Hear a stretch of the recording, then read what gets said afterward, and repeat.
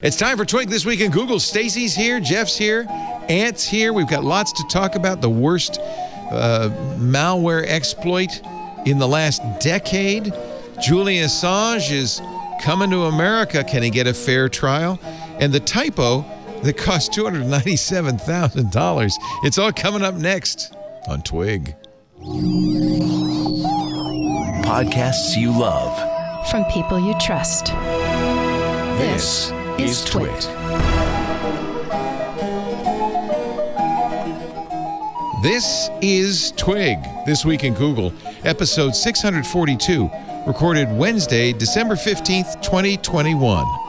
A clattering of smartphones. This Week in Google is brought to you by Codecademy. Join over 50 million people learning to code with Codecademy and see where coding can take you. Get 15% off your Codecademy Pro membership when you go to codecademy.com and use a promo code TWIG. And by AT&T Active Armor. When it comes to security, you already have to lock doors, save passwords, and remember combinations. How about having one less thing to worry about? Thankfully, AT&T makes your security a top priority. Download AT&T Active Armor's free mobile security app to help protect your personal data, so you have one less thing to worry about. It's not complicated. AT&T Active Armor, 24/7 network protection and free security apps to help stop threats before they get to you at no extra charge. Compatible devices, service required. Data charges may apply. Visit att.com/activearmor for details. And by userway.org. Userway ensures your website is accessible, ADA compliant, and helps your business avoid accessibility-related lawsuits. The perfect way to showcase your brand's commitment to millions of people with disabilities. It's not only the right thing to do, it's also the law. Go to userway.org/twit for 30% off Userway's AI-powered accessibility solution. It's time for Twig! Hey! This Week in Google. I'm sorry, I didn't mean to yell at you. I'm on a short fuse here. Welcome to This Week in Google, the show where we cover all the stuff around the Googleverse, the Metaverse, the Twitterverse, and all the other verses. Stacey Higginbotham is here. Stacey on IoT.com. Oh, look, you put up a bow and a Snoopy. There's Snoopy. Oh, other side. I have a poinsettia, but it's like over. We can't see the poinsettia, but believe me, there's more than enough poinsettias on my set to cover all the needs, the poinsettia needs. Stacey is the maitre d' at staceyoniot.com. Lots of events there. There's a free newsletter. And, of course, she does that great podcast with Kevin Toffel, the IoT podcast. Now in episode 8052, which is very... something like that. Impressive. Ooh. No, it's not that many. It's very impressive. Also with us, Jeff Jarvis. You know who he is, the Leonard Tao Professor for Journalistic Innovation at... Craig Newmark, Graduate School of Journalism at the City University of New York. A little overproduced, I know, but that's our Jeff. And Mr. Pruitt from Hands On Photography. You going to take some time off, Ant? I think you are coming up soon. Yes. I will, sir. I will take next week. Are you going to go to Carolina, or what are you going to do? No, sir. I'm going to stay here and sit strategically in the butt groove of my couch. It just rolls right into it, doesn't it? Just fits perfectly. Made for you. As if it were custom ordered. Nice. That sounds like a good thing to do. Sounds like a wonderful thing to do. Simple pleasures, sir. Simple pleasures. All the world is abuzz with Log4j, the vulnerability that is called Log4Shell. It's a 0-day found in Log4j version 2, which is a logging program from Apache that appears on a lot of companies' servers. First discovered last Thursday, right after the show, on Minecraft servers. We now see it everywhere. And yes, nation states are hacking it, including the Chinese hacking group. I want to call them Fozzie Bear, but I don't think that's right. But The Chinese hacking group is, although it would be kind of funny if they were called Fozzie Bear. They'll be laughing to the grave, my friend. Oh, yeah, that's a good point. Yeah. This is such an easy, it's really not a surprise. It's such an easy hack, apparently. Steve Gibson talked extensively about it yesterday on Security Now, that you could do it in a browser. You could do it. It's so simple, and it gives you full control over the server that is using it for logging. And so it's devastating. And a lot of people worked over the weekend. Some have called it the worst exploit, the worst vulnerability in a decade. I think maybe even more than that. Patches are going out. The thing to us, at least to me on this show that's interesting, and I wonder if you talked about it on Floss this morning, Ant, is that this is an open source project maintained by volunteers, part-time volunteers, who spent a lot of hours over the last few days fixing it. And yet it's used by some of the biggest companies in the world for profit. Mm-hmm. For my understanding is it was a lot of hackers played with this tool right out the gate. And I'm like, wait a minute, this is an open source tool for hackers? Well, no, it's not for hackers. It's for anybody running a server, pretty much. It's a logging utility, part of the Apache logging services. Because Apache is used so widely, it's pretty much installed everywhere. I had a question about this. They talked about it a little bit this morning on Floss Weekly, and it seems like this is a file that's not really, or I guess a group of files that's not service, really, yeah. So the service that's not really touched often. No, very frequently you'd install it and just forget about it. Yeah. People don't pay too much attention to it. And the thing that's interesting, and Steve talked about this a little bit, is that the thing that they're exploiting was actually a feature. They knew about it. It was a feature. Oh, boy. We had support for user-defined message objects, and it didn't do a lot of protecting, filtering, pre-processing. And so... oh boy. Yeah, so it's quite a vulnerability. It was discovered by the Alibaba cloud security team. Pretty much every server in the world runs it, and because it's so easy to exploit, it was exploited almost. It's a 0-day immediately by nation states, by anybody. With that said, and though, what happens? Who are most vulnerable? Is it not end users? Or? No, not your end users, because you're probably not running logging software on your PC. But if you run a server, absolutely. I'm running a bunch of Minecraft servers. First thing I did is run over there and figure out if that was vulnerable. Stacy, what were you going to say? Well, I was going to ask, once it's exploited, what kind of powers does it give them? A remote code execution. Remote access. Oh. Yeah, that's what we call as bad as it gets, because you can get anything to run on the server as a result. And these are servers including iCloud, Amazon Web Services. These are services that are used by everybody. Basically, Ant, if you think about Apache is the A in the LAMP stack, which is on almost all of the servers running any sort of cloud and web-based service out there. So if you're running a web-based service somewhere, you have a server that's running that, and it's probably running. It probably is vulnerable to this. Yeah, I was thinking about it from the aspect of, say, the big tech companies out there. Are they the ones that are most affected, or is it more the mid-range folks? Well, everybody. All of the above. That's the beauty of it. Everybody. So now we just need to wait on the attacks. No, they're on right now. The state, they're happening. Everybody and their brothers doing it. The Chinese, nation-state hackers, everybody and their brothers doing it. So Mr. Bennett was saying that some of his clients were affected by it, and he's not, dealing with huge tech companies. But I was just wondering how many more of those smaller clients out there are seeing the results of this flaw. Yeah, well, and that's the other problem, is that you could patch the flaw, but that's closing the barn door after the horses gotten away, and there could be still code after the running. Hackers are in. They're already in. Yep. So too late. Yeah. So version 2.15.0 suppresses the whole If you can't update, well, there are some workarounds, but in some cases, at least the workarounds might be as bad as well, no, they're not quite as bad, but they're pretty bad. Time to go to terminal. Yeah. Should I? Would you like me to? I'm ready. I've got my. Yeah, show us how to install it. Will you? Okay, it's okay. Put your hoodie on too. Now you got to make sure you put on your black hoodie. You're programming.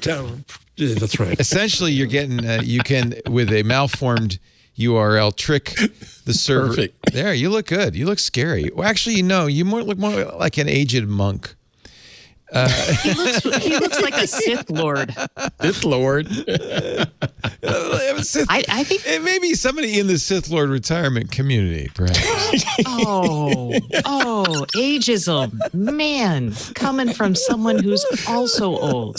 Oh, and a lord he goes after, a lord, a nice brother of the Internet Society. You know what they do at the Sith Lord retirement community? They sit on the front porch and they complain about Luke Skywalker. They just go, "Those damn Jedis! I swear, get off my lawn!" Hey, so yeah, it's bad. We're just gonna, it's gonna be around for a long time. It's just this. It's the COVID of exploits. I mean, you can fix it, but the problem is there's so many servers running all over the place. People aren't maintaining them. People aren't paying attention. This is. Here's my plug for S-bombs. Yeah, we want to talk about software bill of materials. This is a good way to, this is why it matters. Have you been dying to get into software bill of material? Oh my God, I've been so excited about what this is for S-bombs? 3 years. Tell me more. About? Y'all. Okay, you know how we're building patchworks of services, like we're calling APIs from somebody else. We're using software, from third-party vendors. We're cutting and pasting. It's just a Wild West and it's a mess. And the challenge, and this is actually part of the new cyber executive order that was signed late. Oh no, we're still in 2021. It was signed earlier this year, is that you have to create what's called a software bill of materials. And what this is, it's a list of all the software that comprises your particular service or software program. Oh, that's actually a really good idea. Yes. Because you would be able to check it. You'd see J4, exactly. Log4j there. Yeah. And people have been the cybersecurity community has been we got to do this. We got to do this. And everyone's like, no, it's a freaking pain in the butt. Let's not do it. And now we're thanks to the government finally being yeah, you got to do this because the cybersecurity risk is way too high. So this is a perfect use case of why we need this sort of thing. So you can track quickly and you're like, oh, am I running a version of this that's going to be affected? Why, yes, I am in this server over here in this weird, random nice thing I'm using. So that's why S-bombs are important. You're going to hear a lot more about them in the coming year as people try to engage or implement them. And you're going to see a lot of new tools come online. So super nerdy moment. No, that's a really great. That's pretty idea. cool. Yeah. So here's the. No, we don't have to go into detail of how it works. It's bad. It's bad. I was going to show you the exploits. You don't need to know that. You don't need to know that. Julian Assange extradition is full speed ahead. Ruled. We're waiting. I guess the Home Secretary has to say okay, but the UK High Court granted an appeal by the U.S. government asking that they allow him to be extradited to the United States to be tried under the fairly controversial Espionage Act. 18 counts connected with WikiLeaks. Now the Home Secretary in the UK gets to decide. I am curious. I asked this on TWiT as well, and I don't know if we reached a consensus. I mean, look, there's a lot to say negative about Julian Assange. But the U.S. government's going after him for the Chelsea Manning revelations, including, the leaked videos of airstrikes against journalists and civilians that, he definitely spoke truth to power. Right. And to some degree, the charges are trumped up. They're saying he taught people how to, I guess Chelsea Manning had a hack in his conversations with her in the chat room. I I think those are pretty weak. This is that Espionage Act, which can be used as a weapon, as a cudgel, as much as a law by the U.S. government. On the other hand, you can give a lot of examples where Julian Assange may have acted as a agent of the Russian government. That he, there's well, like we don't have others of those around. Yeah, that's here? true. What's your take on it, Jeff? Can Julian Assange get a fair trial in the United States? Are these charges fair, or is it does it have a chilling effect on people, those who would speak truth to power, including journalists? Yeah, I think Julian Assange can be a real jerk, but isn't it always the case that you defend rights by defending the rights of jerks? And as journalists, we should be standing with him here for the chill that it could put not only on the journalists but also on the sources we have, and how we could be held liable for being involved with those sources in any ways and interpretations. If here's my phone number, did you just explain to them how to use a phone? It can reach absurd levels. And can he get a fair trial here? No, I don't think so. Now, if a journalist suborned somebody to hack, to do an illegal act in order to get information, that journalist, that's illegal. And as a journalist, professor of journalism, you would tell your students, don't do that. Right. Yes. Right. So exactly. You don't tell someone to go steal documents. You just, if they give you the stolen documents, you're like, cool, thanks. So the prosecutors say that Assange helped Chelsea Manning crack a password, did some hacking, which I don't think actually happened, allowed her to log into the SIPRNet government network using a username that didn't belong to her, so that she could sneak in and steal these documents. I think that there's a fairly weak evidence that Assange actually got Manning to do that, or taught Manning how to do that.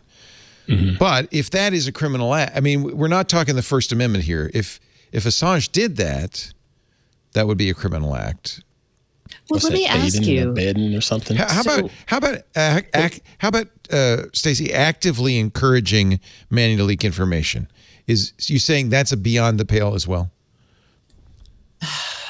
I'm trying to think about, like, in reporting, especially around like computer issues and digital files and assets. Like I have sent people like bash script to run on their computers to track like trace routes for like tracking peering. Like when I'm ready, this is not government secrets. I wouldn't do that anymore if I were you. Well, I mean, that's actually, it's how traffic's flowing on the internet. So I'm trying to think about, like, if you're handing someone, like, I'm trying to get information from I'm reporting out something from a wide arrangement, like a wide geographic spread. So I'm sitting here thinking about that. I'm just pointing out the Espionage Act was written in 1917. And it's a pretty, I know not to convince my sources to, like, I don't tell them, here's how to pick a lock. And but what if I sent them a YouTube video on how to pick a lock to go get access to them? Okay. There you go. Yeah. Or just told them to Google it. Yeah. So the Espionage Act prohibits obtaining information, recording pictures, or copying descriptions of any information relating to national defense with intent or reason to believe that the information may be used for the injury of the United States or the advantage of any foreign nation. Well, but this is also where we have to decide. Chelsea Manning was a whistleblower, as you intimated earlier. And so is this espionage or is this patriotism? Yeah, this is the same question with Snowden, right? Right. What's his name? Winning. What's her name? Winning. Reality Winner. Reality Winner. How could I forget her first name? Reality Winning. Yeah. Winner. I often want to forget Reality. Winner. Or Daniel Ellsberg.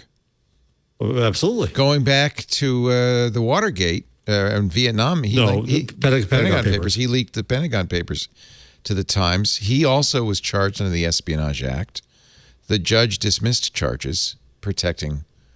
Right now we have a judge that's trying to prevent the New York Times from publishing material that they have as reporters on James O'Keefe.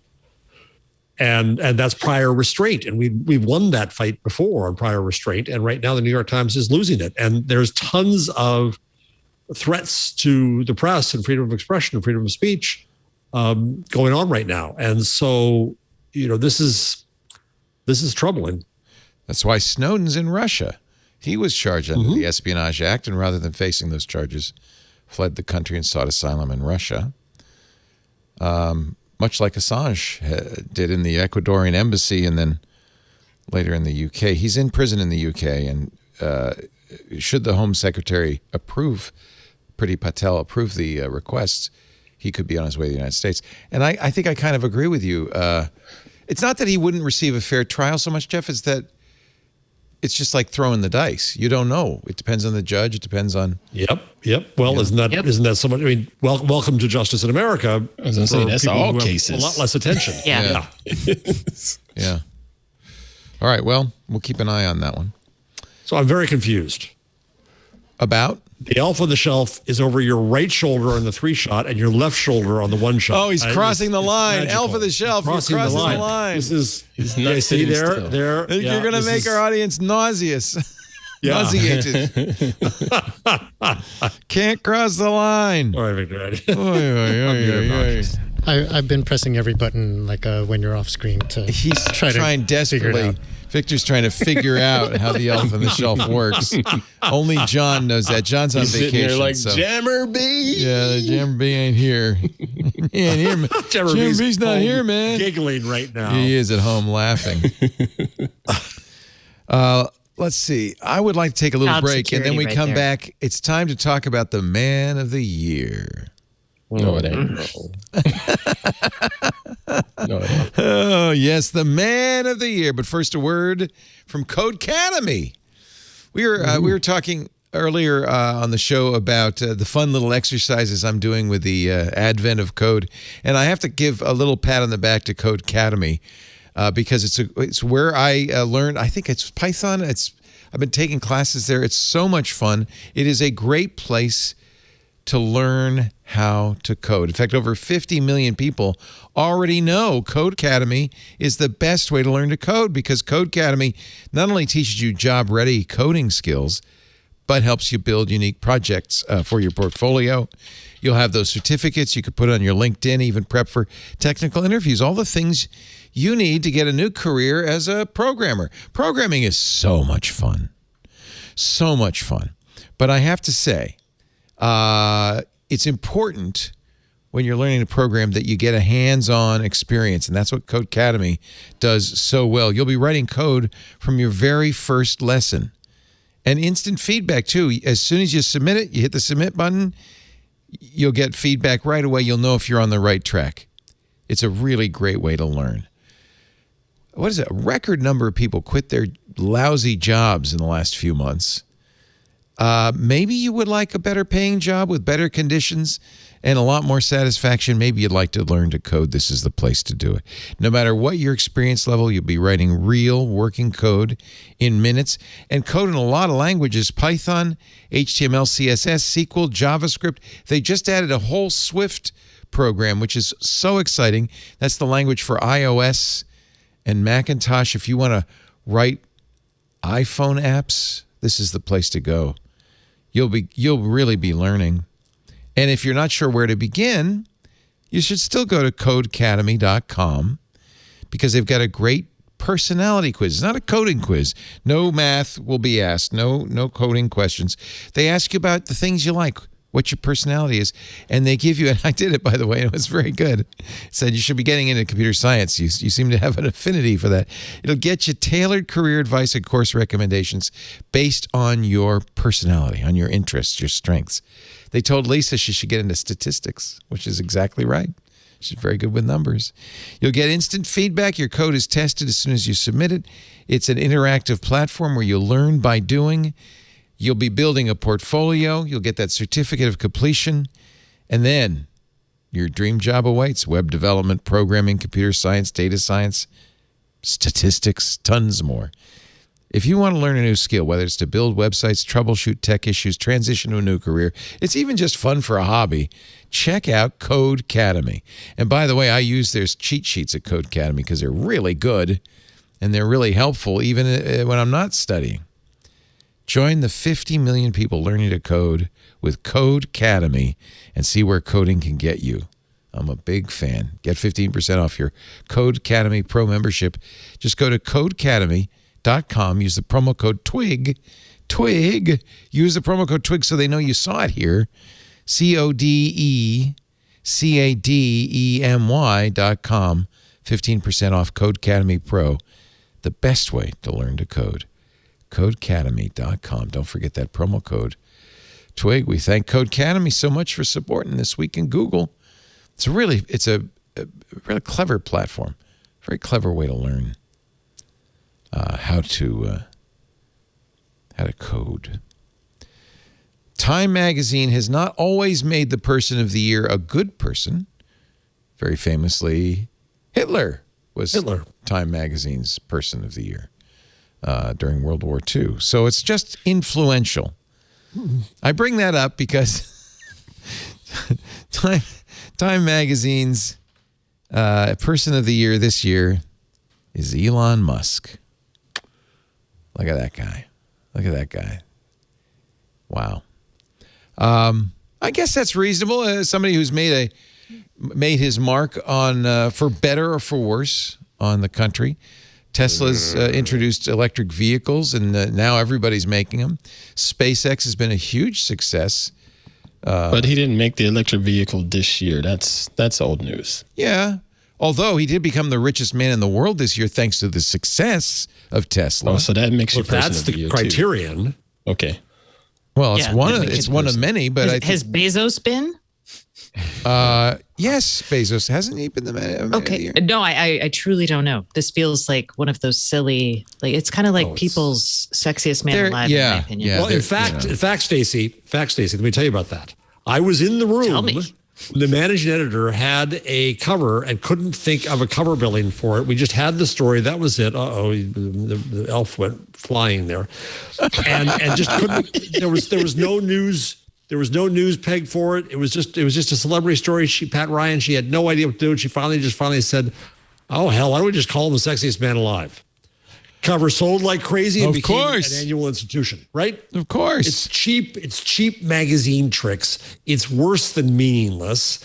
It's, if we say we have news, judgment. I think Time magazines. How about the pandemic and how about the insurrection? Well, and those are more important than Elon Musk. I think the pandemic they also do was last year, wasn't an event. Well, they have the mRNA scientists as a group or something. They do these like secondary, but for Time, isn't it also like a moneymaker gala kind of?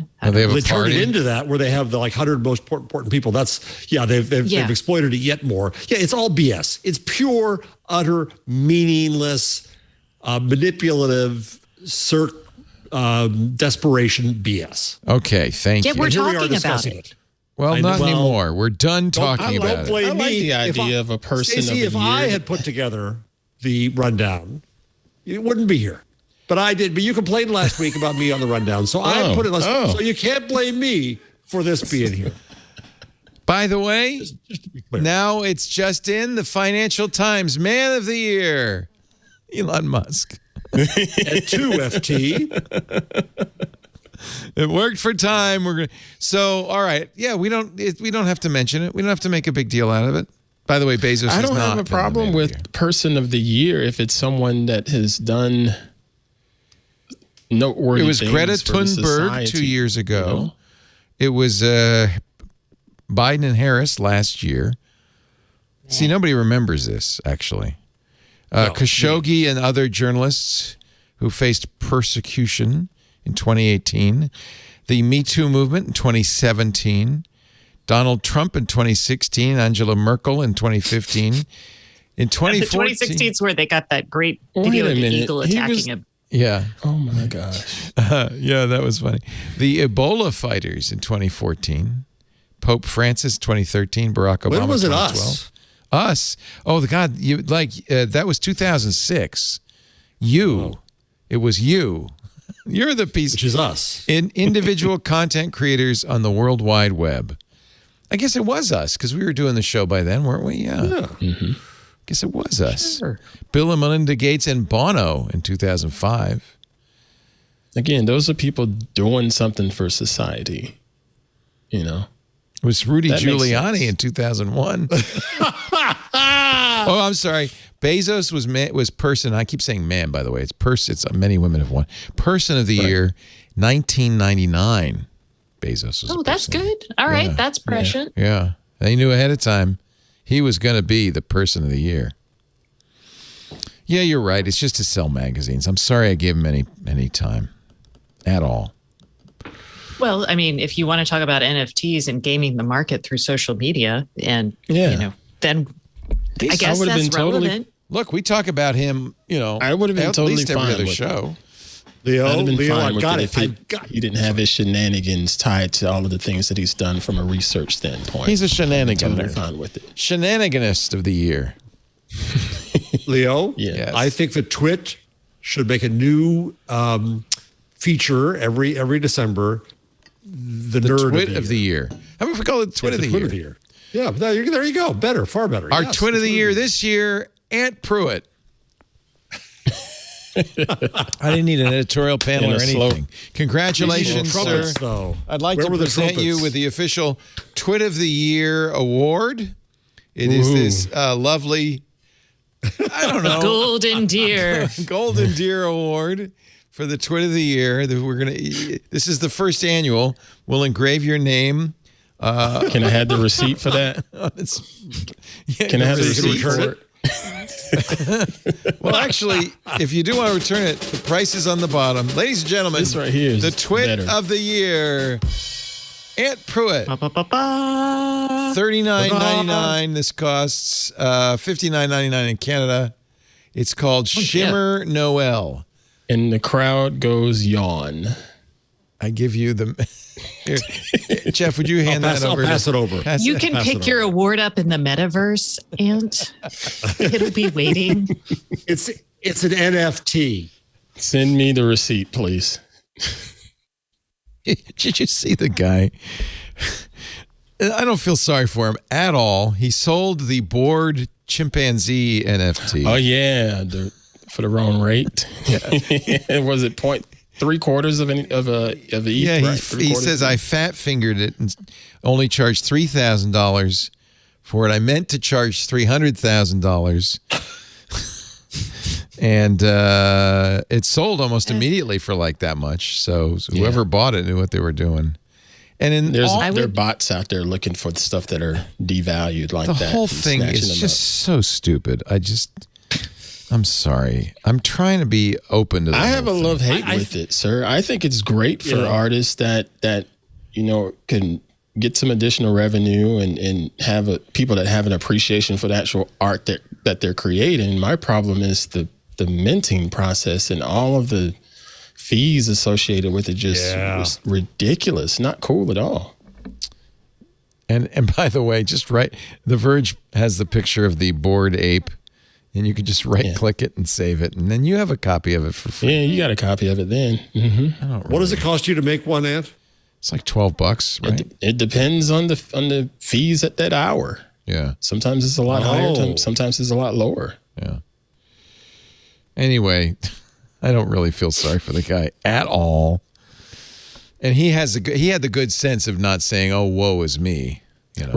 Right. He owned up to it, and it's like, anyway, I'm moving on. Silly me. I mistakenly made $3,000 instead of $300,000. Exactly. Damn. For something that's utterly worthless. Yeah. It's not even very good looking. Well, and that's another thing that sort of I don't quite get. But again, it's art, so I shouldn't be so judgy about it. But some of these crypto pieces of art that goes for gazillions of dollars, I'm like, I just don't see it.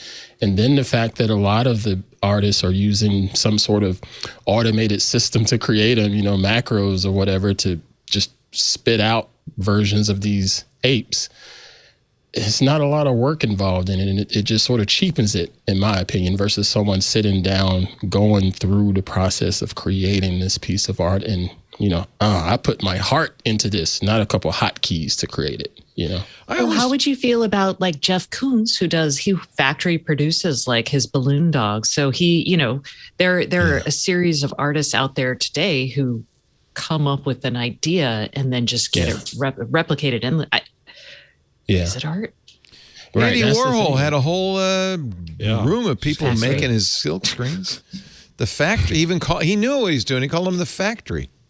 I was like, but for him, he was aware of it, and that was part of the art. Like it was a statement that I think it's fascinating. I will say that I think all of it is so like, could we not have gotten excited about something that doesn't look like something like a kid doodled, like a boy doodled on their textbook at school? Right. I look at my guest last week on Hands-On Photography, Mr. Peter Adams, and he took photos of some giants in the tech industry, going back to Mr. Vint Cerf. And they're NFTs now, and people are devaluing that versus what's currently selling with these stupid apes and things like that. And I'm like, what he did right there is way more valuable, in my opinion, versus these little graphics that are selling all over the place for gazillions of dollars. Yeah, he even has Mr. Torvalds and Mad Dog and lots of people in there. Doc Searles is in there. Legit people in this industry that have left a mark in technology for a lot of the stuff that we're using today. And yet they're not getting it. He's not going to get much credit for that work and for that art. But, he put it out there anyway. Did you, Ant? I almost think this should be in the Google changelog, like a new feature of Google. I woke up this morning and I got a storm warning for a storm coming to the Philippines. Did you get that? I got one of those. PGA something? Yeah. A PG, yes. Something? It's like the basic. You're not on the West Coast, maybe? No. Everybody in the world got this public storm warning signal number 1 from PAGASA. It's the Philippines weather warning. It's about a big cyclone coming to the Philippines. There's a whole Reddit thread on it right here.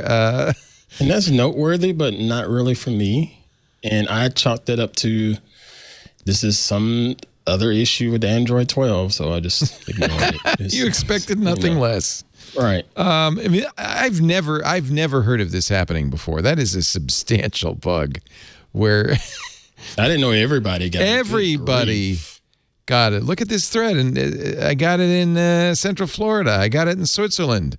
I got it in Michigan, Montreal.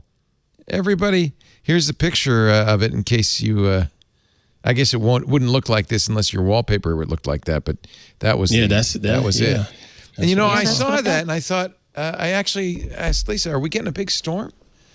She said, yeah, in the Philippines. Okay. I was excited. I got to learn about a whole new river. storm. Like I Googled it and I was like, oh. And then I'm like sitting there for like 5 minutes learning about different storms. It's so Stacy. That's so I saw it and thought, okay, we've had the atmospheric river over here on the I thought it was for us, but it's come. So I was like, okay, all right, here's another. Came from the weather update Philippine because this Atmospheric, rain is crazy. Geophysical, and Astronomical Services Administration. Then look closer. It came from the cursing at Philippines. Android But I have to 12. think it wasn't really from the Philippines, but it was from Mr. Google himself, right? Who else could set that off on every Google Pixel phone? Who else, right? And that, I don't know. Nobody's doing UAT. Nobody's testing. We were talking about on Windows Weekly about this bug. Microsoft Teams blocking 911 calls on Android phones. Oh yeah, I heard about that. I don't know if that's an Android 11 bug or a Teams bug, but that's not good. Oh, I've been hearing mostly people fussing that it's been a Microsoft Teams bug more so than. Well, it only happens if you've got the Teams app installed and you're not logged in. So the fix from Microsoft is, well, just log in. I can't log into Teams. I hate Teams. I hate it so much. No, I refuse. I'm literally about to switch my computer out, not because I'm switching my computer out, but I think that's going to be the only way that I can actually log into Teams. Freaking hate it. So It's that bad. it isn't completely Teams' fault. It is actually a bug in Android 11. Microsoft. Wait, Android 11? another one. Yeah, it's not 12. Oh. I think it's. Oh, wait a minute. Let me check. Because we're all on 12. I don't think it's specific. Begrudgingly. I don't know if it's specific to. Microsoft rolled out a new version of Teams, but that just fixes it with Teams, and it is a bug that could still block calling 911 until Google fixes the Android problem. So it's kind of unclear what version of Android it is because it's not all Android phones. Mm-hmm. Google said, we believe the issue is only present on a small number of devices with the Teams app installed when the user's not logged in. Fools who have Teams on their phones. Yeah. Well, you might need, unfortunately, we have meetings with sponsors and all kinds of people all the time, and sometimes they want to use something else. Yeah, they don't want to use Zoom. Yeah, well, Zoom is the default, but it's not the only way, solution. Isn't Zoom about the best we've ever had here? For video? It is, but I will say something. Well, last week we had a problem on Windows Weekly, and we had a problem yesterday on MacBreak Weekly. And the problem with Zoom is you're going through Zoom's servers, and if they're having problems, maybe it was related to Log4J, I don't know. But we were having some very inconsistent results that weren't our fault or the host's fault, but it was, I believe, built into Zoom. Ooh. You know, the Zoom server. You break everything. Jeez. Yeah, we're good at breaking things. Yeah. But you're right. Because it keeps going to terminal. So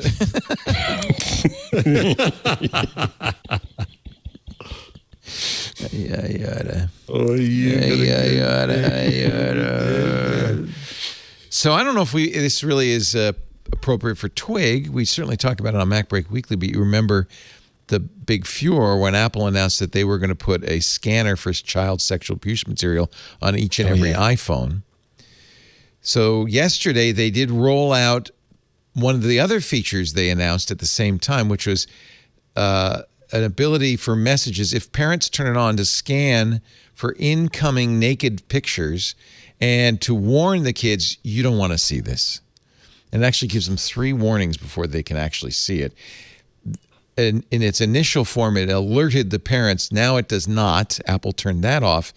And some bright eye at Mac Rumors noticed they've removed all mentions of that child sexual abuse material, CSAM scanning, from its child safety webpage. It's all gone.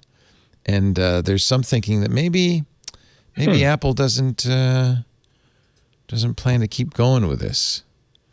Seems like they're backing off.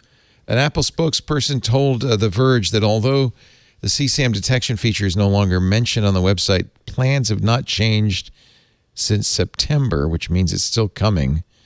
But they want to make improvements based on feedback from customers, advocacy groups, researchers, Sith Lords in retirement, and others. So I'd listen to the Sith Lords and just not...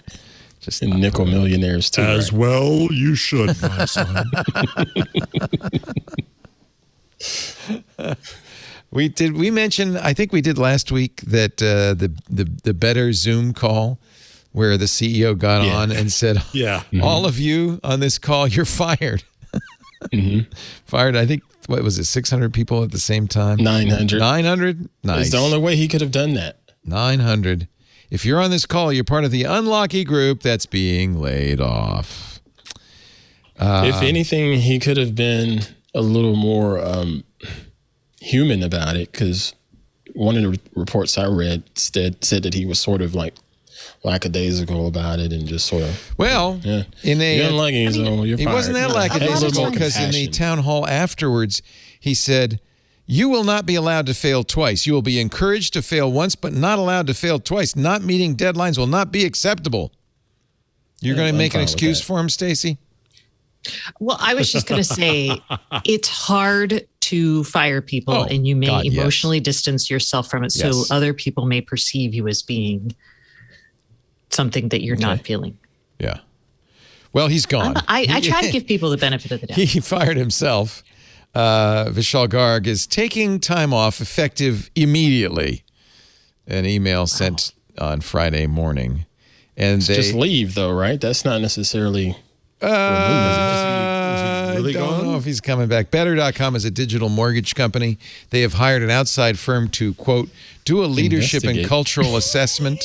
Yeah, you're screwed. Yeah. He also apparently called the one of the top investors sewage, so that might have something to do. Oh, okay. Yeah, he's gone. That might have something to do with it. He's gone. I'm sure he has a nice golden parachute awaiting. Yeah. Yeah, I'm sure he'll be fine. As Motherboard reported this week, Garg's temperament has been an issue repeatedly in the past. He called the top investor sewage and told employees that rather than take Indigenous Peoples Day off, their time was better served earning the company capital and therefore our freedom. Oh, boy. Oh, my. Okay. Did anybody Okay. record video of him doing this? Have we seen him actually doing it? I bet there is video somewhere. I bet there is, yeah. How about this? It can be challenging to work at MGM resorts in Las Vegas and elsewhere, casino and hotel companies. So before they hire you, they're giving you a VR headset and giving you a chance to experience what it's like working at MGM resorts, including nasty customers, people yelling at you and so forth. Why would you do that? You're gonna lose all the people. Well, the problem is they have a lot of attrition. There's a lot of churn. Yeah. And so at the Bellagio, the MGM Grand, so they figure, look, if you can't handle the heat, stay out of the kitchen. It would I be think this nice is if fair. they would actually train people, like using VR to train people to de-escalate situations and or to That would help be a their good idea. colleagues would be Yeah. possibly a better way to handle this. Yeah. I wonder how much. Well, they who's to pay. say they're not implementing that already? They might They be. have that there as a warning and say, look, this is what you're getting into. Who's to say they don't already have this in place as part of their onboarding procedure once you're on, you know? Laura Lee, MGM Resorts chief HR officer, said sometimes candidates accept jobs without realizing how difficult they may be. Yeah. So we're going to let them experience the job beforehand. I like it. It I also feel like they should do that for a newsroom. No, nobody'd ever get take the job.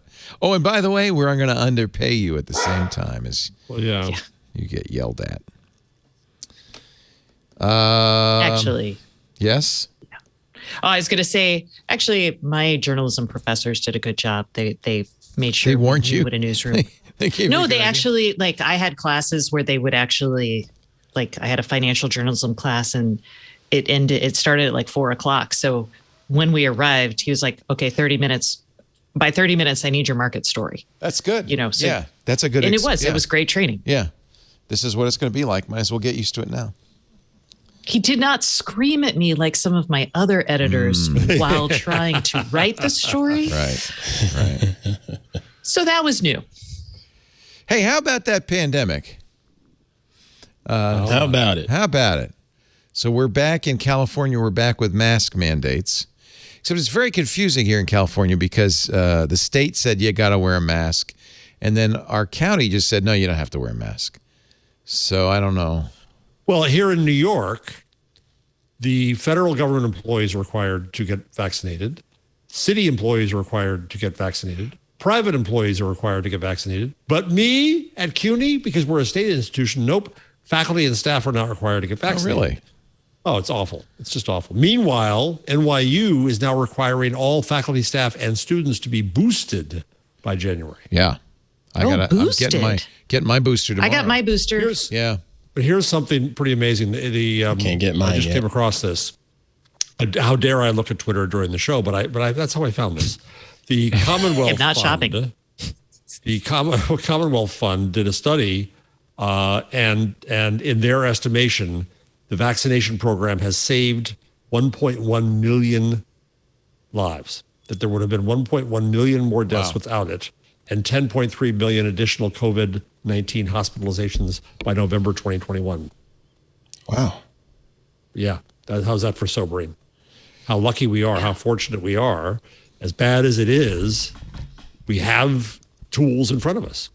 I think some I people also don't use saw an estimate that of the almost 800,000 deaths in the U.S., 160,000 could have been avoided by getting vaccinated in the first place. At least. Yep. Google, this all ties into an actual story about Google. Google is threatening to fire unvaccinated employees. They're giving you 7 months. Yeah, geez. God. One of which will be paid. Gonads. Yeah. They don't I'm want to not really sure about all of the labor laws in different states and whatnot, but is this something they can legally do? Yeah, you serve at their pleasure. Yeah. You have white hair. Well, you can't do it with white hair, but you pick your teeth after the free lunch. They can get rid of you. Google gave its employees until December 3rd to upload proof of vaccination or receive approval for a medical or religious exemption. The company says anyone who doesn't do either of those things by January 13th will be placed on a 30-day paid administrative leave. After the 30 days, they could face unpaid leave for up to 6 months and then be terminated. So they're going to get you out of there. Okay, so they're not around then. Okay. They're getting you out of there if you haven't done it yet. Yeah. Good. Yeah. I'm wondered okay. about I mean, the it makes legal. sense. I'm okay. You don't have I'm just thinking from a purely cold business perspective, right? If your employees get sick, then you've got worse if they get medical everybody leave. sick, right? They get other people sick. If the whole department it's just, goes out. I would feel weird requiring our staff to be vaccinated. We haven't gone that far, but we don't let you in the building if you're not. So if you can do your job from home and you're not vaccinated, I guess. But what if you can't do the job from home and you choose not to be vaccinated? Then they're pretty much worthless to you. Yeah, I don't know. That hasn't come up, thank God. Thank God. That's an interesting I question. wonder about stuff like that because you look at that's Google and with their self-imposed mandates. This is TWiT with its self-imposed mandates, and compare that to say a hospital that may require it. It seems like it makes more sense to me because the hospital is doing public service and trying to take care of people. It just makes sense. Yet people will. What about public teachers? Because they're like, if you're a teacher, you've got a vulnerable population that can't get a vaccine. So does that fit with that's why I was like, maybe the hospital sounds like it's more lawful than anything versus what Google or any other entity is doing. That's why I was asking. We don't have. There's no OSHA requirement, for example. But if you think about, like, I can see someone filing like an ADA, like if I'm immunocompromised, for example. And a vaccine just doesn't work well. They're not making you. I'm no longer. Yeah, they're not making you do it in that case. No. What I'm saying is, I would argue that. Oh, I see. Yeah, if I'm immunocompromised and my employer doesn't protect me, right. Yeah, that is. I might sue for that. I have 2 9/11 cancers, a 9/11 heart condition, and a respiratory condition, and I'm obviously an old Sith. And you're a vulnerable. I'm vulnerable. I've got a 95-year-old father I visit, and so the fact that some of my colleagues are not vaccinated puts me at risk and my family at risk. And I'm required to go into class now. So I tweet constantly, and my university doesn't do a damn bit of good. Nobody listens. Nobody cares. But I'm just enraged that they're not taking care of everybody in our community. I understand why it's difficult, but it's a difficult time. It's a tough time, period. Yeah. Speaking of tough times, of course, tragedy, those tornadoes in the southeast, the Amazon warehouse collapse. OSHA has now decided to open a probe into the Edwardsville, Illinois collapse, which killed 6 employees. We've heard stories that the employees were told they could not leave work, even with the tornado coming. Of course, they weren't allowed to have their cell phones, which might have given them an early warning. Site leaders at the warehouse, DLI-4, told employees on duty at the facility to take shelter around 8:16 p.m. local time. The tornado likely formed in the parking lot, then rolled through the site at approximately 8:35 p.m. Walls on both sides of the warehouse collapsed in. The roof went down, killing 6. OSHA is now investigating. They investigate all workplace fatalities, so that's normal. And they should. I will say, not having, like, forcing employees to come to work in a non-essential job. That's a really, like, I don't know the rules around that, but I think about the safety precautions in place. I mean, like Leo, we have, you have to put on a show, right? So what's your take on if there's a tornado warning headed for your studio? Oh, we get the hell out. When they're I don't even have to ask because it's not even hypothetical. When the wildfires came through 2 years ago and we were in an evacuation area, we immediately told everybody, go home now. With tornado warnings, you don't get a Do you get an evacuation? I've never lived that's in a the thing. tornado. That's You the don't hard get a part, lot. Stacey. Exactly that. You don't get much warning it hits necessarily you at all, quick. and they're bad, and the forecasting is bad. I'm not defending Amazon and the candle factory for a second, but if every time you had a warning you shut down, the warnings aren't necessarily reliable enough to warrant that. So when's it bad enough? And the problem is that when you knew it was a bad storm, the warning you had was a matter of like 10 minutes. Yeah, it's usually too coming late. through. Yeah, that's the other problem. And they don't have a are safe you place. actually in worse shape on the road than you might be in the building? You don't know. True. Yeah, okay. So I'm not defending that. I mean, if the candle company employees were told that if they left, they'd be fired, that ain't looking so good. Yeah, that's if the pretty Amazon common. employees can't have phones, that's not. Had they had phones, there was a 30-minute warning from the National Weather Service. The question is, would they even have taken that seriously? I mean, we get warnings. We got warnings from the Philippines. Oh, I get the whoop, whoop, whoop, whoop Yeah. on the phone all the time. Hell, the Philippines, you could have ducked under your desk because of that. Right. But So Amazon for years has prohibited workers from carrying phones on the warehouse floor. I have heard stories reported. I don't know if it's confirmed that some managers told employees stay on the floor even with a tornado on its way. So I'm not sure. But I guess this is what the OSHA investigation will.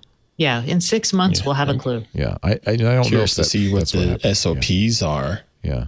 For them when they have these emergency situations. Yeah. There's And something for given- fire. There's, I wonder what they have in place. Given climate change, we're reassessing our infrastructure, right? Because of climate change. It's possible that we should be reassessing our safety protocols because of climate change and possibly how we manage things, like how we construct our office buildings. So you might see, I doubt we'll see this anytime in the short term because government takes forever. But maybe you need to build, I don't know what a tornado shelter looks like, a basement. Yeah. No, that makes sense. But you should start, if you're a proactive business, you probably should have something that's a little bit better than like a phone tree in terms of understanding how you're going to react to the dangerous weather conditions in your area. And it's scary, but nobody wants, no one at Amazon is excited that people died. You don't ever want that.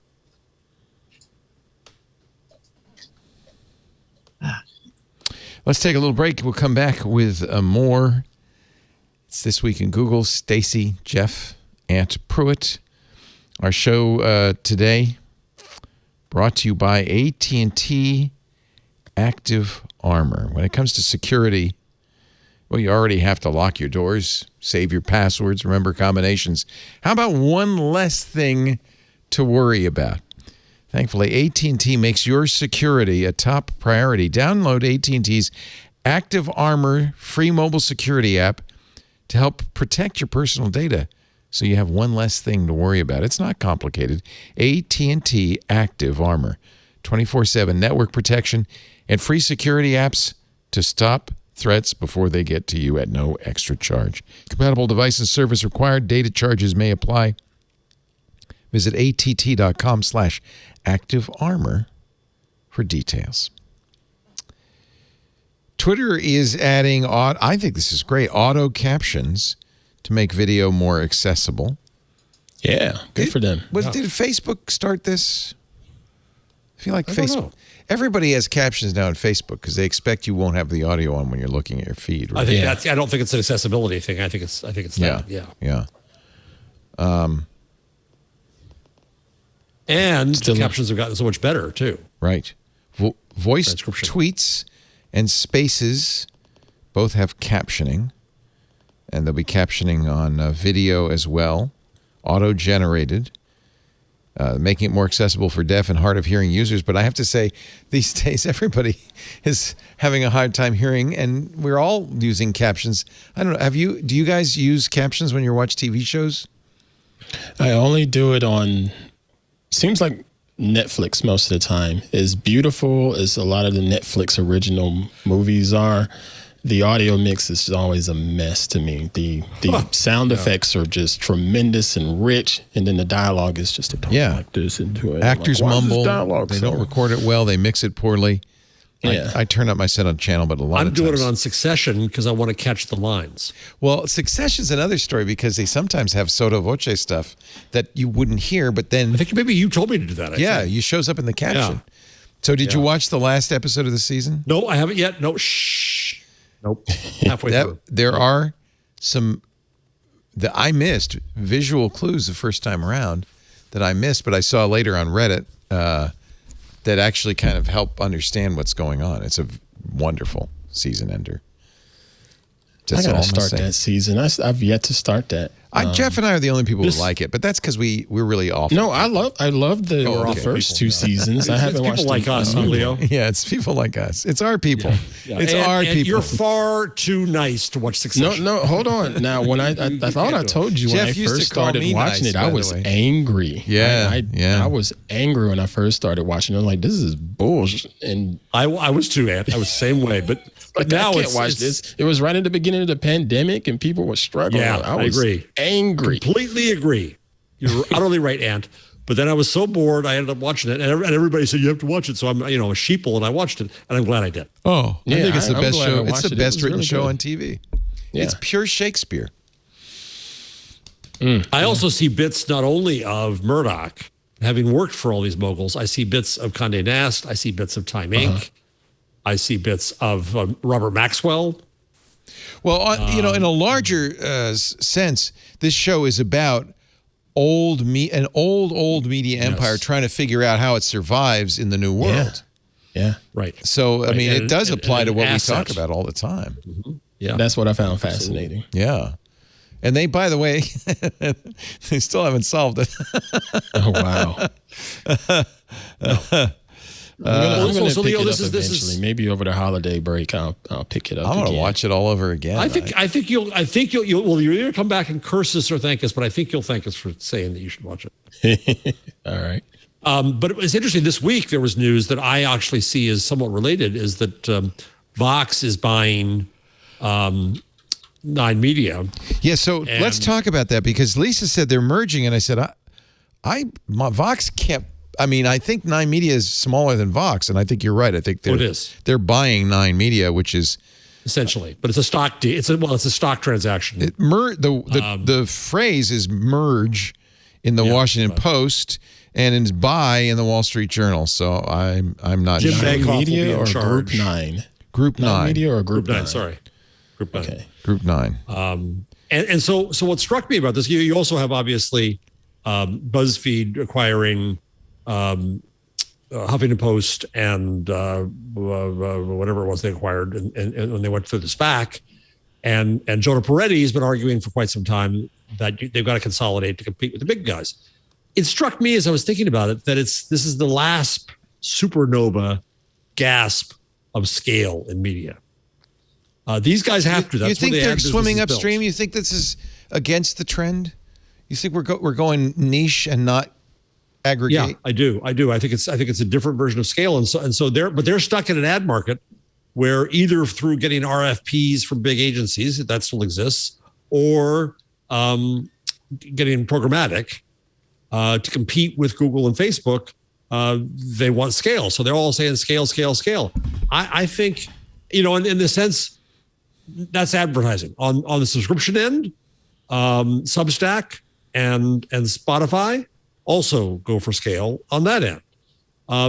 But I don't know that that's where the future of media fully is. I think I'm not going to say it's all small, but I think it may be an agglomeration of smalls. We may be that's back to the big media giants. Listen to what Vox owns and then what they'll get with Group 9. They own SB Nation, which was their basis, their original blogs, sports thing. They're a blog company in their culture. Yes. Right. New York Magazine. They own The Verge. Of course, we know that very well. Vox, Eater, The Cut, Vulture, Polygon, The Strategist. And then Group 9 has The Dodo, which is, which we love. Cute animal stuff. Yeah. Now this, Pop Sugar, which is female-focused, Thrillist, and Seeker. So this is not so very different than when Jason Calacanis sold his, little blogs off. I mean, that's... but at the same time, you have the opposite happening when Time Inc. sold to Meredith, minus Time Magazine and Fortune and Sports Illustrated, and then the combination just sold to Barry Diller, right? Where they're going to become similarly, they're going to compete as content factories. Or Verizon selling off it a bit by bit, the pieces it bought of all the Time Warner Media stuff. It's funny, both aggregation and disaggregation is going on. I think it's just people jockeying to try to figure out what makes sense in this kind of confusing which goes back to environment. Succession, where there's that fascinating. Like if you can't beat them, join them. Yeah. But it's also debating, it's constantly, is it content or distribution is king? And my smart ass line is neither is, conversation is. This. Yeah. That's why we're getting the big bucks, Jeff. Yeah. Yeah. But someday, content leads to conversation, Mr. Jarvis. Yes, but conversation is still king. Conversation is still the goal. Content's just a tool then. You know who's dissolving? This kind of is a surprise to me. Yeah. The Internet Association, which was really the lobbying arm of the Internet, represented Google, Facebook, Amazon, Microsoft, is going to close by the end of the year. I'm actually disturbed about this because somebody's got to defend the Internet against stupidity in Washington, and now they're all splitting up and they're all going to be targets and they're going to be worse off. I don't know if I should be, but I'm bothered by this. Yeah. Microsoft pulled out first, right? Yeah. They described themselves as, quote, the unified voice of the internet economy. But was it a traditional lobbying organization? They were in Washington, D.C., and they'd go and they'd go to members of Congress and say, it would be wonderful if you would get rid of this net neutrality thing. I'm sorry, I never heard of the Internet Association. Well, unless you were a member of Congress, you probably wouldn't have. But believe me, the briefcase is full of money. Had to come from somebody. Mm-hmm. Google's going to give the staff a big bonus this year. Don't get your hopes up, Ant. Oh, shoot. Come on, man. All employees, including the company's extended workforce and interns, will get a one-time cash bonus of $1,600. Everybody gets it. That's what's up. And you get $1,600, and you, and you, and you. This is in addition to Google's work from home allowance and well-being bonus, which is all COVID-related. Earlier in March, Google's internal survey showed a drop in its employee well-being over the last year. So they started giving them money. Sure, that fixes everything. Which, by the way, is old bosses of mine would say, "Oh, I see that everybody's having a rough year. Let's have an offsite." Yeah. No! Oh no, that doesn't fix anything. I don't want to spend more time with these people. Yeah. No. That's why I'm having a rough year. Those were the days. Oh, I haven't done an offsite in a long time. Thank you. Good. Yeah. but they try to make that okay. So in fact, I don't think I've ever done an offsite. I'm trying to think. They try to make it fun by going somewhere good, right? Mm-hmm. If you're a rich company, you go to Hawaii. If you're just kind of a regular company, you go to Monterey. And you're then trapped with these people you try to get away from every day at 5 o'clock. And then you have big, lots of brainstorming sessions and stuff. And you get drunk and people do embarrassing things. And women get comes right after. Hit on. It sounds awful. They're awful. Oh, they're awful. Oh. Speaking of awful. My brief time, very brief time as an executive at Time Inc., I remember taking the company jet down to the Bahamas. Wow. And I sat there saying what I thought, and that was not welcome. And that's the last time they let you on the jet. Terrible. Yeah. Well, it was true, yes. He's out of the club. Well, I was. Soon thereafter. For 10 years, Taya May Bauman has been on Instagram as @Metaverse. I think this story. I think you can see where this is going. You can see where this is headed. The minute Facebook decided to call itself Meta, her account was disabled. The app said, quote, "Your account has been blocked for pretending to be someone else. I've been pretending to be me for 10 years, she said. It came days after Facebook announced its new name. She told the New York Times, "The account is a decade of my life and work." Imagine if your Facebook account were Instagram account were just shut down, all those images. "I didn't want my contribution to the metaverse to be wiped from the internet. This happens to women in tech, to women of color in tech all the time." I don't think it has to do with that. I think it has to do with metaverse. But, she started metaverse makeovers in 2012 to showcase her art and technology. She's an Australian woman. She created an app that would display virtual holograms of her company's fingernail designs. Anyway, it doesn't matter what she was doing with it.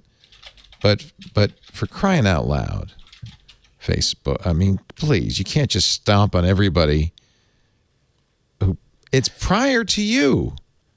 Right. And the thing, what's going to happen with this? She she went to the New York Times, right? And then suddenly it started working again. That's what's going to happen. Facebook said the account was incorrectly removed for impersonation, and we've now restored it. We're sorry it happened. Never mind. I thought that they would probably send her a check and say, that would have been the smarter thing to do. Well, the other thing was, I think there's another story I put in there about how they got Meta. And I mean, when I was in the business, if you wanted to buy somebody's domain, you never did it yourself. You had a third party go in and say, "I have a client would like it." Yeah. Oh, they're just a little Philip. It's a family thing, And so you try to buy it first. So there was a little U.S. regional bank called Meta Financial Corp. Oh, that's right. It's there. Yes. Meta Financial Group. And I guess Meta went in guns a-blazing because they ended up giving them $60 million for the name. $60 million. And Metaverse, what did she get? She got her Instagram account back. Instagram hits 2 billion monthly users. 2 billion monthly users. You're not surprised, Dan, are you? You love Instagram. I like it. I have a decent community there on Instagram. I just hate the fact that every time I open it up, it says a Meta product. That's the only thing. Yeah, we don't know how many of those 2 billion users are Finstas. Yeah, there's that too. I thought Congress was going to outlaw Finstas by now. Haven't they done anything? Nope. No, they're still trying to figure out what it means, sir. Give them time. I love it. Let's see. Let me see here where we are in the flow of things. Let's do a few more. Then I guess we could do the changelog too. I do have the changelog. All right, so we're gonna get a couple more than the changelog.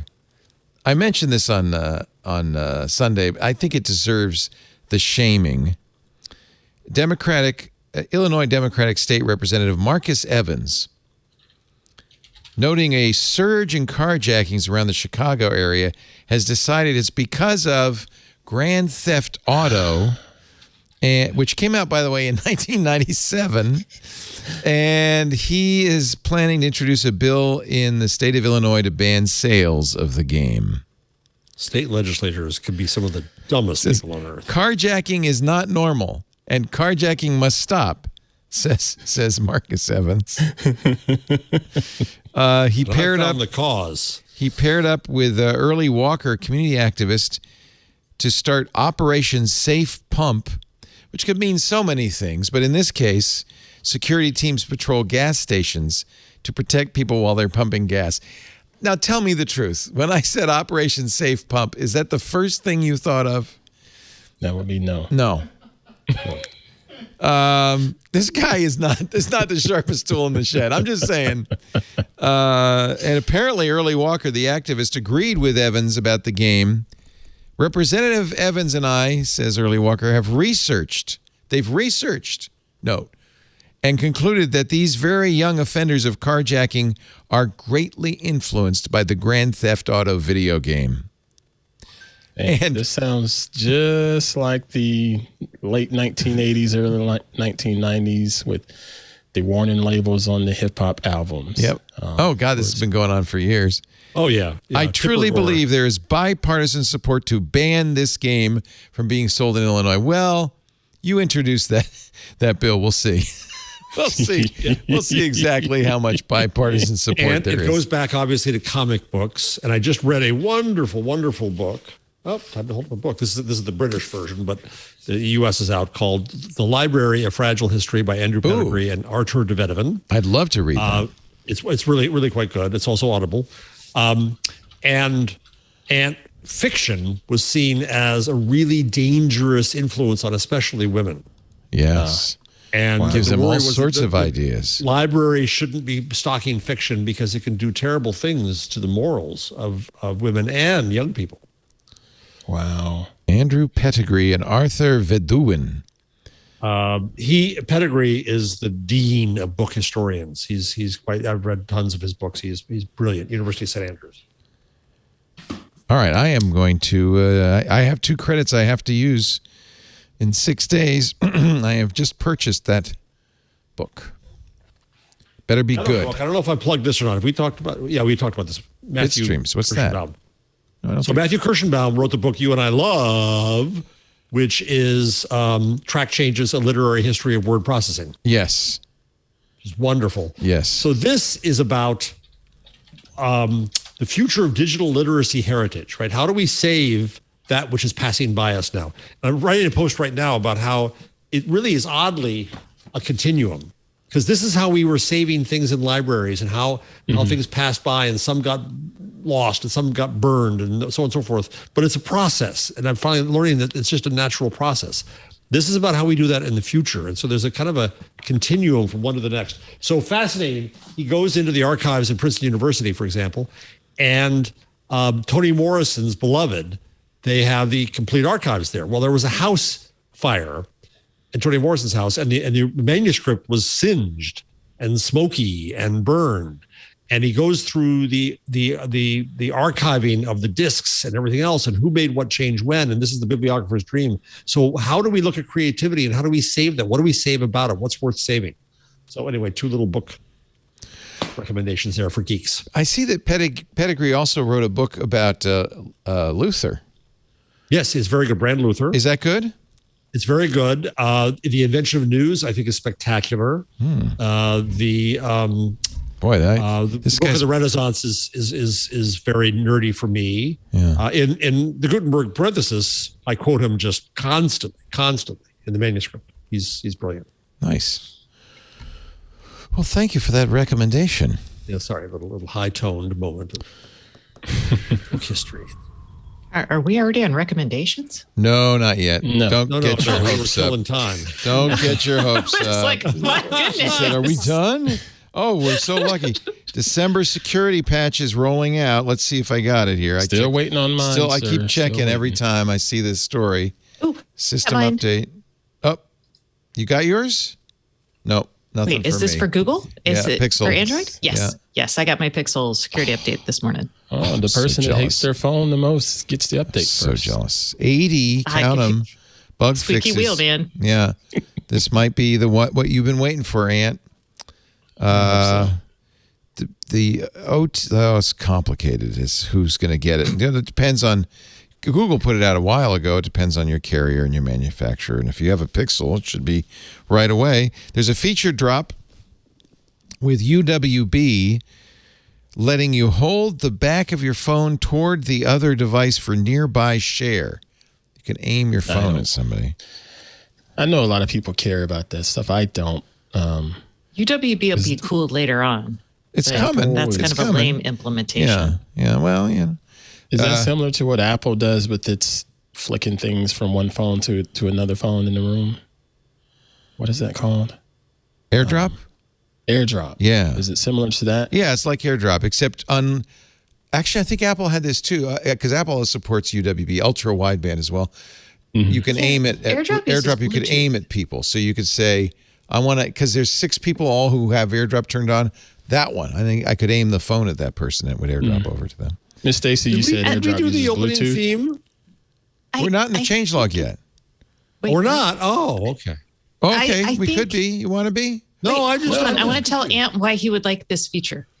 Okay. Because as a photographer, you can share your photographs really easily with people. So you don't have to do like 18 things or email photographs. You can just send the file directly to them. I mean, that might be interesting for you. I don't know. Not for me, but I know people that would get a kick out of that, being able to just flick a photo. Yeah. That way. Yeah, that's cool. I'm telling at you, family go to gatherings, it's a good way to share 'em. Instagram.com/Pruitt. Yeah, because how many? I still have like underscore people Pruitt. hand me a clattering of phones. They're like, "Hey, can you take a picture?" And you get like 20 phones, and you're like, Oh, that's the worst. Yeah. and you're like, y'all.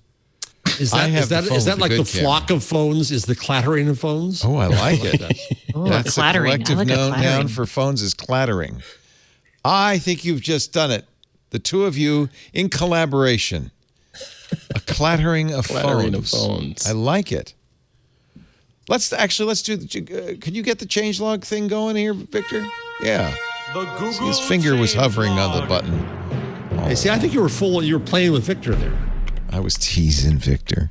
Yeah. Well, I realized if we're going to talk about the things that are coming in the dump, I was starting to talk about the update, but the feature drop, they don't call it a dump. The feature drop is a big deal. Although, there's a lot of messes in Android 12. As you've been saying, there's a security patch, 100 Android 12 fixes. Are you still unhappy, Ant, with it? Yes, sir. Very much so. Is there anything in this list of fixes that might make you less unhappy? The list that I saw was like trimmed down to 60 or so, and it did not address anything that I complain about, in particularly Bluetooth connectivity and functionality. There's more bass control for Pixel Buds A series. Users can now adjust how long you have to hold the power button before Google Assistant activates. The sound amplifier app on Pixel phones gets a conversation mode. You point your phone via the camera UI at the person you want to have a conversation with. And then you can put the phone down. You don't have to keep holding it that way. Quick tap. You might like this. Huh? What? What kind of conversation? I don't get that. Look, it's a hearing aid. Watch. Here's a video explaining. Let's turn on the sound. Where's the sound? Come on, man. It's not sounding. Oh, we didn't test. Here we go. No, we did The test. irony here is not lost on us. I'm clicking the speaker button, Spicy but nothing's Stacy. happening. Pulse audio. Anyway, the idea is we're having a conversation. I'm a little deaf. I can use a sound amplifier and my earbuds. I aim the phone at the person I'm talking to and then put it down. It then figures it out. And then if she moves around, the phone, no, it can't know her. No, I don't think so. No. Okay. The residual Although light if you had flickering issue is a fixed. UWB device on that person, Then you and could. they were Then you compatible could. talking to each That's other, then right. you could. That's right. Scooter X is saying this is all old. Okay, but it's coming now. Car crash detection is now available in Oh, yeah, Taiwan, they did Italy, and announce France. that. Yeah.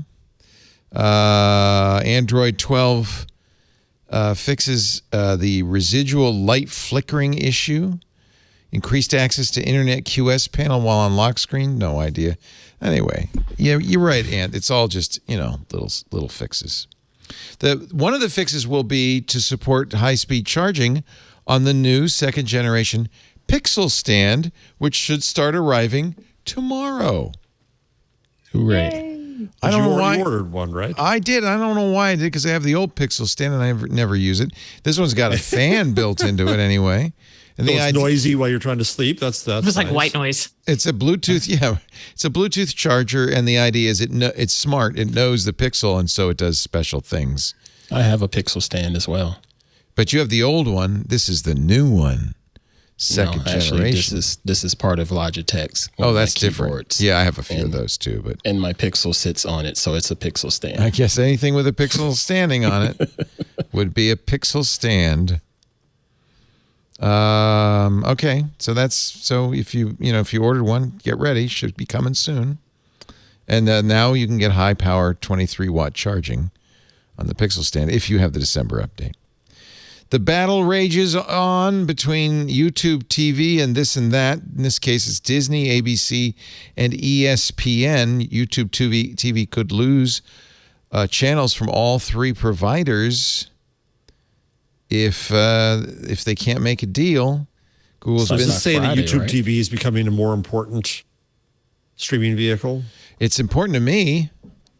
It's the one I use. I really like it. And I really like retrans disagreements are so anti-consumer. And I know this isn't technically a retrans, but well, it's the same idea though. It's the same idea. yeah. Oh yeah, it's the same idea. It's just it's less. It's actually less defensible when it's over the public airwaves. So the FCC has an excuse to get involved. Right. If you're talking about this, it's really just like there's no reason for government to get involved. So Google says it wants Disney to treat YouTube TV like any other TV provider. In other words, get the same rates that services of similar size pay across Disney's channels for as long as we carry them. I wonder what how many viewers does YouTube TV deliver versus Spectrum? Comcast? It's probably a small fraction, right? Fraction, but I wonder if it's proportional in the payment. Google says it's in active conversations with Disney, but if a deal is not reached by Friday, YouTube TV will lower its monthly price by $15. It's $65. It'll go down to $50. While Disney content remains off our platform. Again, Disney owns ABC as well and ESPN as well as Disney, so it's actually a lot of channels. Well, if you're someone like me who doesn't really care about ABC or ESPN, that'd be a smoking deal because then you just go over and subscribe to the Disney Plus. Well, do you like National Geographic or National Geographic Wild or ABC News Live or the Disney Channel, Disney Junior, Disney XD, Freeform, FX, FXX, FXM, ESPN 1, 2, 3, and Ocho, ESPNU, ESPN News, and the SEC Network? Oh, I bet Ant likes the SEC Network. Of course. That's the Southeastern Securities and Exchange Commission? Conference. No, That's what I was like. dude. I was like, Look here, dude. oh my God, that must be worse than C-SPAN. Oh my! That's like watching Leo program. Bye. Can you get your Clemson games on the SEC Network? Only when we play the SEC teams. Oh, you're not in the SEC. Okay. We're in the ACC, but SEC. our rival is an SEC team that hasn't scored on us in about 3 years. Well, there you go. And you can watch that happen on TV, except not on YouTube TV if this deal isn't made by Friday. You can get some of those in other. I mean, there's Disney Plus and Hulu. You can get FX on Hulu. So, Yeah. Well, I hate these carrier battles. It's just ugly. And usually they resolve it before the plug. Yeah, it's a game. It's chicken. Yeah. They're playing chicken, game of chicken. When I worked around the cable industry, which I did for a while, they prided themselves. It's macho pride. We never leave a scrap of meat on the table, even if we don't care about it. We fight over it. It's Succession. yeah, there's that big swinging energy. Oh, is there ever? A lot of big Richards. Yep. Well, that's why I'm starting my new initiative, Watch Out for the Pump. It's going to be a chance for, Google releases a new Wear OS 3 preview offering a better look at the design outside of Samsung. That's the headline. I don't know what it means, but there you have it. Let me see if I can parse this. What is Google doing with Fitbit and Wear OS? My goodness. It's Google. insane. The new watch gonna maybe show us some sense to this. So you get on your Galaxy Wear 4, which I have, you can get Wear OS 3, but that's the only thing you can get it. That's why now there's a developer preview of Wear OS 3 for those of you not on Samsung watches. It's nice. It's still a watch. I would love to see a pure Android smartwatch experience or what have you, but after seeing what's happening with Android 12, I'm like, I don't know. It's probably just going to be. Are you souring on the Android? Do you wish you had a Samsung phone instead? That would be no. That would be no. That's bad too, right? No. Do you want an iPhone? Lord, no. Lordy. Like iOS. I do Keep not. that iPhone away from me. iOS is pretty. Away with you, devil. That's all I can say about it. It is really pretty, but I never been able to just get down with it and function with it, and especially if I'm doing photos, downloading from one place and then trying to find it on that phone. It's like the file system doesn't exist on iOS to me. It's like, it doesn't. They don't want you going anywhere near it. Yeah, no, that's true. Yeah. And that's the Google changelog. There's not a lot of news this week. I've got one for you. Let's test you, Stacey Higginbotham of StaceyOnIoT.com. Do you know who coined the term IoT? Kevin Ashton in 1996 while working at, well, it was Procter & Gamble, but he was on the Revlon lipstick team. Wrong! No. Wrong! Gotcha. Wrong! Gotcha. In 1985, a black man, Peter T. Lewis, coined the term and conceptualized the Internet of Things in a speech to the Congressional Black Caucus. Once again, robbed of their just desserts. This courtesy of Kim Gallen, who's a brilliant professor of news. Did he call it the Internet of Things? Yes. I want to see his speech. Yes. Here it is, right here. Here it is. Let's see it. Seek and ye shall find it. The current thinking is the term first originated at the Auto ID Center at MIT around 1999. Blah, blah, blah, blah, blah. But in fact, this is a long article. It's from Chetan. Do I you love know him. Chetan He's so Sharma? great. Yeah, he's so delightful. Okay. Peter was at the head of his time, but didn't get credit he so deserved. Oh. Yeah. He actually didn't just coin the term. He according to Chetan, brought together the vision of IoT. Oh, well, I got to get him on my show. Yeah. Tell me he's alive. That's Is he alive? awesome. I don't know. Well, he seems to have a LinkedIn page still.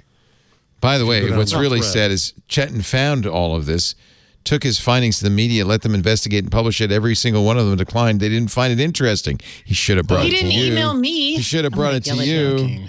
I'm going to email Chetan right now. So where did Chetan put it up? Where was that? Peter wowed the audience. Some of the stuff he was saying seemed science fiction at the time, said one person who was at the event. Chetan published his findings in a paper correcting the IoT history. You can request it. It has the entire original speech from 1985. Ah, there you go. But here's Ooh, that's meat for Stacy. Yeah, Excerpts. Oh, good. Yeah. Here's an excerpt from the speech. I predict that not only humans, but machines and other things will interactively communicate this is via the internet. The Internet of Things, or IoT, he even got the acronym, is the integration of people, processes, and technology with connectable devices and sensors to enable remote monitoring, status, manipulation, and evaluation of trends of such devices. When all these technologies and voluminous amounts of things are interfaced together, namely devices, machines, supervisory controllers, cellular, and the internet, there is nothing we cannot connect to and communicate with. What I am calling the Internet of Things will be far-reaching. Cannot be more explicit than That's exactly that. right, Peter I'm like, Lewis. 1985. That's awesome. Okay, yeah, I'm on that. Meanwhile, go ahead. By connecting that man his devices flowers now. such as traffic signal control boxes, underground gas station tanks, and home refrigerators to supervisory control systems, modems, auto dialers. See, he thought we'd have to have an auto dialer and cellular phones. We could transmit the status of these devices to cell sites that pipe that data through the internet and address it to people near and far that need that information. This is exactly the only thing missing is he didn't yet get how pervasive the internet would be or how easy to use. That is really remarkable. In 1985. Yeah, right. That makes sense. But wow, okay, yes. Isn't that a great story? That's an awesome story. And gee, Stacy, guess who put it on the rundown? You. Mr. Howe. Yeah. Well, I just emailed that. Chetan, and I'm going to be like, Chetan, what's up? Meanwhile, Stacy, Nikki Dover suggests that the Internet of Things boldly asks, what if everything in your house works like that new printer your mom just got? Yes. Did you see my I did like an article probably 2 or 3 weeks ago on the unbearable fussiness of the smart home that basically talks about. It was great. We talked about it on the show. All our hardware Yeah. is soft. Oh, we did? Yeah, didn't Okay, we? good. I think we did. I have no idea. Yeah. Yes. No, you were here. I believe you. Somebody has suggested that I purchase this for the horn on my bike. I need a bike horn. This is the Sunberg that wasn't nearly big enough. foghorn. Oh, look at the size of that thing. It's got a big old compressor. That is a giant compressor. He's I like this. I like that oil can. I want that. Isn't that great? Nice little. This is like oiling the Tin Woodsman. Okay. That's what I was thinking. Spin the little thing. There we go. You ready? Oh, he's going to pull that lever, isn't he? He's squirting something in there. I want this job. Oh, yeah. It's just these. Here it goes. It's warming up. Good Building Lord. pressure. What is that? I wonder what that handle was for in case you've got to do it manually. You do it manually. Someone has to sit here and I need this on my bike. Are they going to play it? Yeah, they are. They are. You're going to need a person with a sidecar. It's a lot of work. This is not an emergency horn. Let's put it that way. Clearly, it's not. Oh, you got to climb. There's a right spiral staircase I got to climb. Holy cow. Is this Scotland? It's got to be Scotland. Oh, there's a clock. I don't know why there's a clock, but there's a clock. Well, because it's got a timer. Uh-oh. Oh, here it's getting ready. It's gearing up.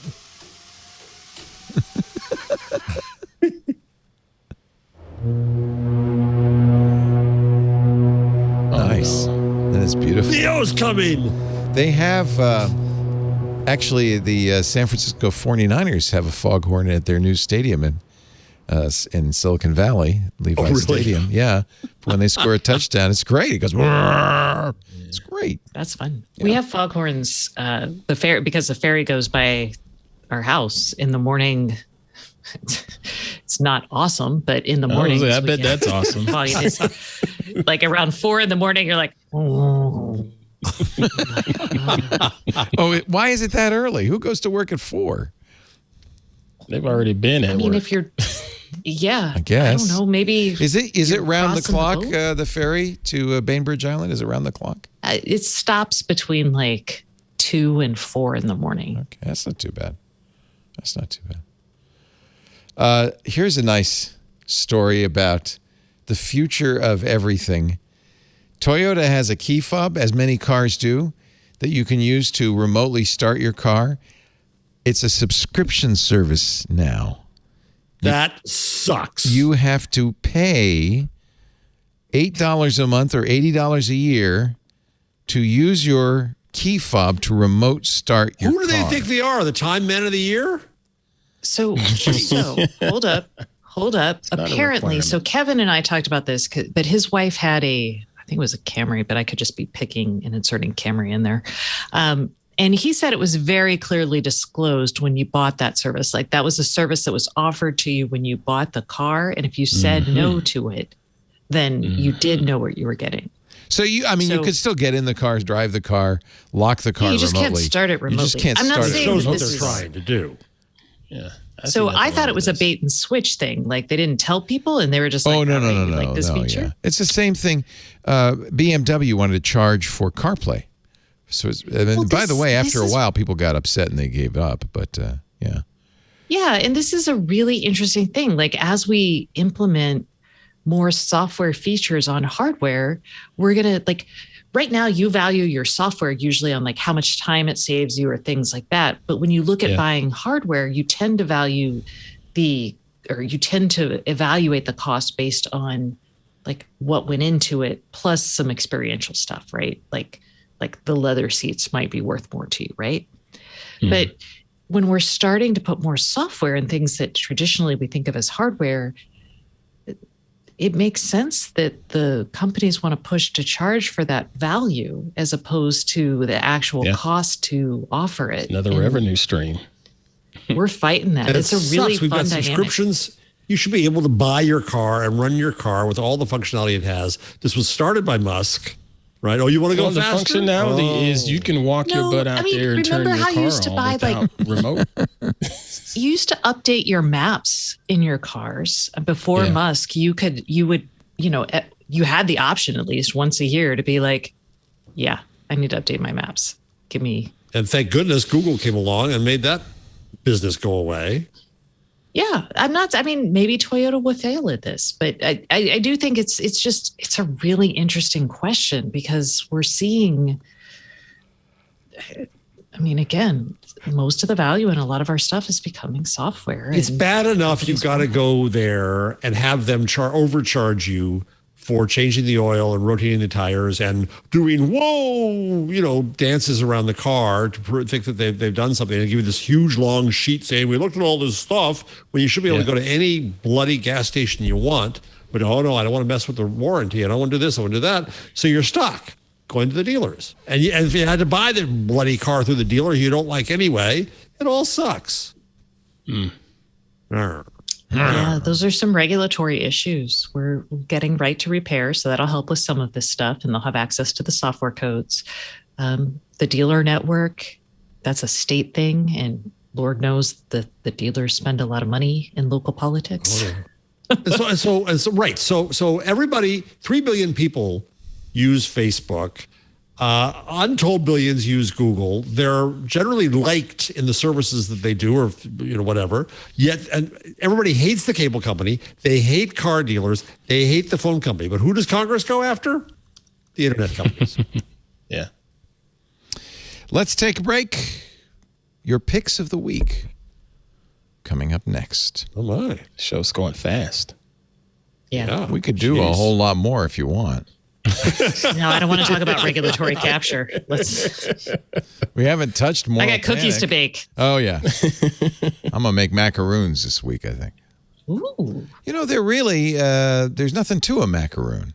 It's just some egg whites to hold all that coconut together. You don't like it?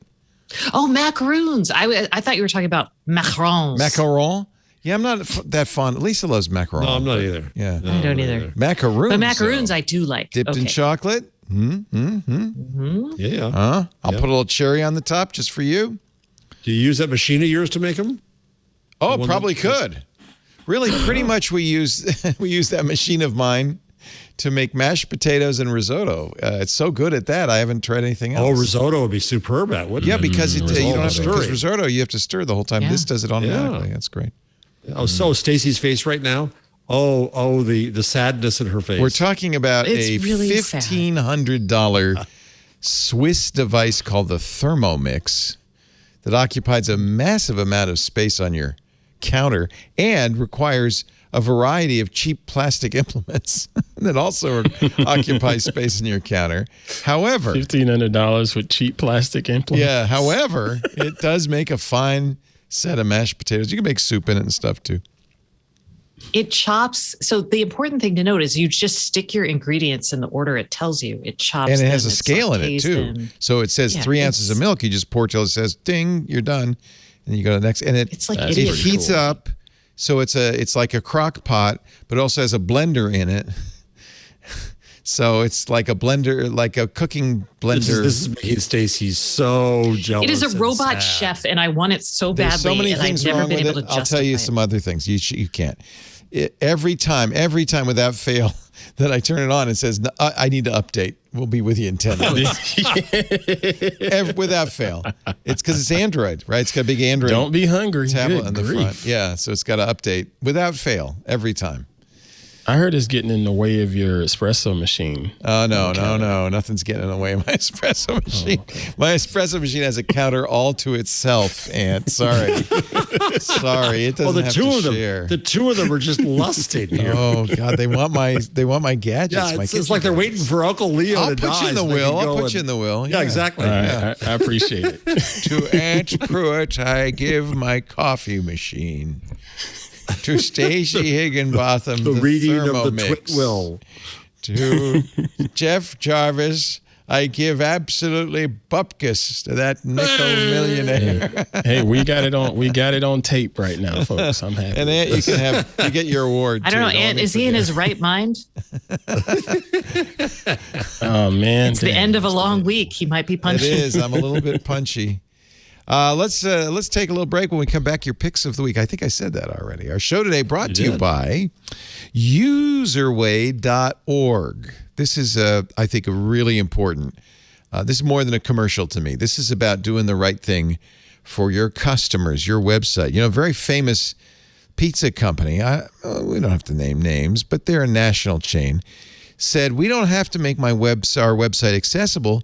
We have a phone number. People can just call us. And it went all the way to the Supreme Court. They fought it. I don't know why. And the Supreme Court finally ruled, no, that's called separate but equal. It's a public entity. It has to be accessible. That's the federal law, the Americans with Disabilities Act. Every website, without exception, has to be accessible. Now, you might, as a website owner, say, Leo, why are you telling me this? I prefer not to know. Well, I'm only telling you because there's a very good, affordable, easy way to make it accessible, and that's userway.org. And by the way, you want it to be accessible. It's not just about doing the right thing or avoiding ADA lawsuits. It's also because that's 60 million Americans who can't use your website. So if you want your shopping cart to be accessible, if you want your forms and your images to be accessible, you need Userway. Userway is an incredible AI-powered solution that automatically enforces the hundreds of web content accessibility guidelines, the WCAG guidelines. And it does it, it's kind of amazing, with one line of JavaScript. Now, obviously, somebody said, how could one line of JavaScript do all that? Well, it pulls in other JavaScript. I'm not saying just the other stuff going, but all you have to do is paste in one line of JavaScript and you're done. It can do more than an entire team of developers. And I'll tell you what, it works. So many people use Userway. 1 million websites, including Coca-Cola, Disney, eBay, FedEx, UNICEF uses Userway to make their site accessible. And now Userway is making its best-in-class enterprise accessibility tools available to small and medium-sized businesses for a very sweet price. Because I think they're on a mission to make the web accessible. When you scale, you need Userway. It's good for business. It's just the right thing to do. Millions of people will require Userway to purchase your products. Fix all your images with alt tags automatically. That's that computer vision at work.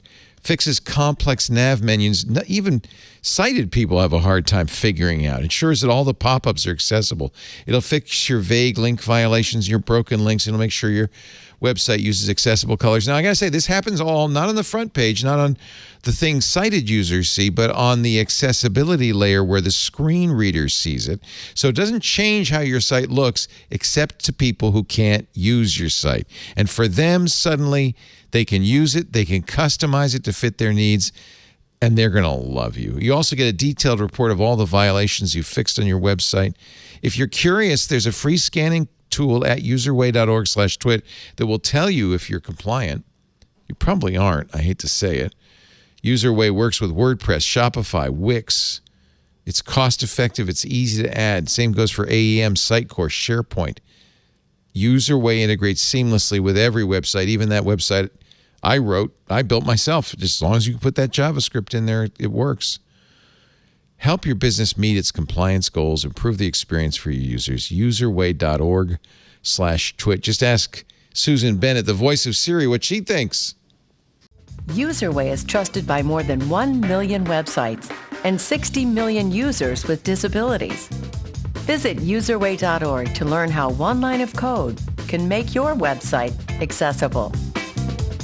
Userway can make any website fully accessible and ADA compliant. With Userway, everyone who visits your site can browse seamlessly, customize it to fit their needs. It's a great way to showcase your brand's commitment to millions of people with disabilities. Go to userway.org/twit. You'll get 30% off Userway's AI-powered accessibility solution. Userway, making the internet accessible for everyone.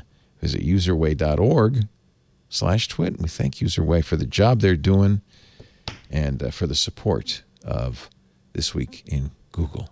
Thank you, Userway. Now, Stacey Higginbotham with her pick of the week. You're muted. I was. It's because I went to get a cookie. I'm going to give you 2 picks. One is a holiday cookie pick. Ooh. The New York Times has a recipe for peppermint brownie cookies. Okay, done. We're cooking. I cannot recommend that enough. We're cooking this weekend. Peppermint brownie cookies. They're freaking delicious. Are they like brownies with peppermints in them, but they're cookies? Yes. Just yes, but they're so good. Are they like peppermint bark? Or are they like No. They're like the consistency of a brownie, a really delicious. Oh, it's like brownie, a pan cookie. I see it. I'm looking at it. No, right now. it's not a pan cookie. It's a round cookie. Oh, am I looking at the wrong one? I don't know. What are you looking at? Show her what I'm looking at. She didn't put it in the rundown. Oh, no, I didn't put it in the rundown. Okay. This is New York Times peppermint brownies, but it's brownies, not cookies. Brownie I see cookie. where I went wrong. It's Vaughn there they Vreeland's recipe. Oh, God. This recipe, y'all. Oh. You may be an edge person or someone who loves middle pieces, a fudgy fanatic or a cakey purist. These cookies will please all brownie lovers. And you know what? If you don't like the peppermint and chocolate, I don't know what's wrong with you. But if you don't, you could put like vanilla extract and then just be brownie cookies. Or you could put like a bourbon extract and then you have like. I'm making these. Now you're talking. Bourbon. Now you're talking. I'm clicking. Just put bourbon in there. Smash that save to recipe box button. That's good. I like it. All right. Sorry. That is not my thing of the week, but having just consumed them. Oh, okay. Today's thing is the Flick buttons and hubs. And I got this because I love buttons. I can't help myself. I love the IoT buttons. And the Flick hub, this is the hub, and this is a Flick button. It is like IFT, except it has a physical thing. So you can link a couple different services together. So you can link Slack and so this is how you would punch me. You'd have a Flick button at that end that activates the boxing glove at this end. Yeah, that would be an option. If you want that to happen, though, because the Flick buttons are Bluetooth and will work only with your phone without that hub. So if you have the hub, that gets you Bluetooth to Wi-Fi. Got it. So they're super fun. If you have, like, I run a lot of different light bulbs because I test them. So this way, it's very easy for me to, like, my Nanoleaf, my Hughes, my... I don't know what else. Other light bulbs. Because the first stage of IoT, we wanted to eliminate switches, so we could say, "Hey, turn on the lights, turn off the lights." Now, the second stage of IoT, we're bringing the switches back. Yeah, it's true. And each click, you can do a single click, a double click, and a long click. And so you've got each button has 3 options for you. You could also do things like Spotify. So like you could have some fun with this if you wanted. You could stick it in there and you could have a button that plays your favorite Spotify song. Like you hit the button when you come in. I still want to do the project where when my phone joins the Wi-Fi, it starts playing my theme song, so I can have my theme song as I come in the door. Nice. That's the one I want. That's not gonna. No, I don't have that for you yet. But if you wanted to press a button when that happens, I could hit the button when I that. come in. Short term, maybe that's the solution. You could put it on your key fob and just be like, no one has to see. They'll just be like, "Oh, Brian's here." My remote Rocky key fob. So anyway, that's my pick of the week. I've been having a lot of fun with these. I gave this to my husband because I had the only button that controlled our bedside table lights, and he was mad about that. So now, so this hub has an Ethernet connection, which is nice. I like that. And I don't want everything to be Wi-Fi always. I like that, but it could be Wi-Fi as well. Ethernet. Yeah. It could be. Yeah. Either way. Yeah. Neat. I was like, I'm out of ports on my switches, so I need to go buy another switch. I bought, I don't know why, a 48 port switch, so I'm pretty set. Oof. Of course, everything has to be in the closet, so that doesn't solve a lot of problems. Wow. Connie, can you turn on the lights? Yeah, hold on. Let me go to the wiring closet. We're really going backwards on the IoT. Let me go to the MDF. FLIC.io, Fleek. FLIC.io for the Flick buttons and hubs. Jeff Jarvis, a number of the week, JJ? Well, we could do a few things. For one thing, I could sample the... What is that you've got there? That looks like a delicious salt. So good, you could eat right out of it. Is that Salt Hank? Salt. Oh, gosh, that came you. fast. Nice, and you got some too, Stacy? I did. Which one I is should have that? sprinkled some on my brownies. Oh, yeah. Ooh. Oh, This yeah, is the baby. Essential, is my favorite. We have the flaky sea salt blend with truffle and garlic. Ooh, that's pricey. Oh, did you get all three? You got us all three. You Oh, got us wow. all three. And the fake Yeah, you got flaky us all sea three. salt blend Calabrian Well, I have an pesto. Ooh, that looks You got to good. put that on. That's going to be delicious on your cacio e pepe. I think I might do that tonight, in fact. Ooh, salthank.com. They're almost sold out. This is my son. at Oh, it. refresh the page. You're cutting off my kid's beautiful face. Show my page. You don't need to pull up these pages. I do it, so you don't have to. There you go. Salthank.com, a premier blend of sea salts curated from... Look, he's making cacio e pepe. Just There for it you. Just for you, me. Jeff. Look at that. That is my son, believe it or not, who is a TikTok phenom with 1.7 million followers. 1.7 now. Yeah, he's growing fast. It wasn't that long ago at all when he passed 1. No, I remember when he was just a kid, but that's another story.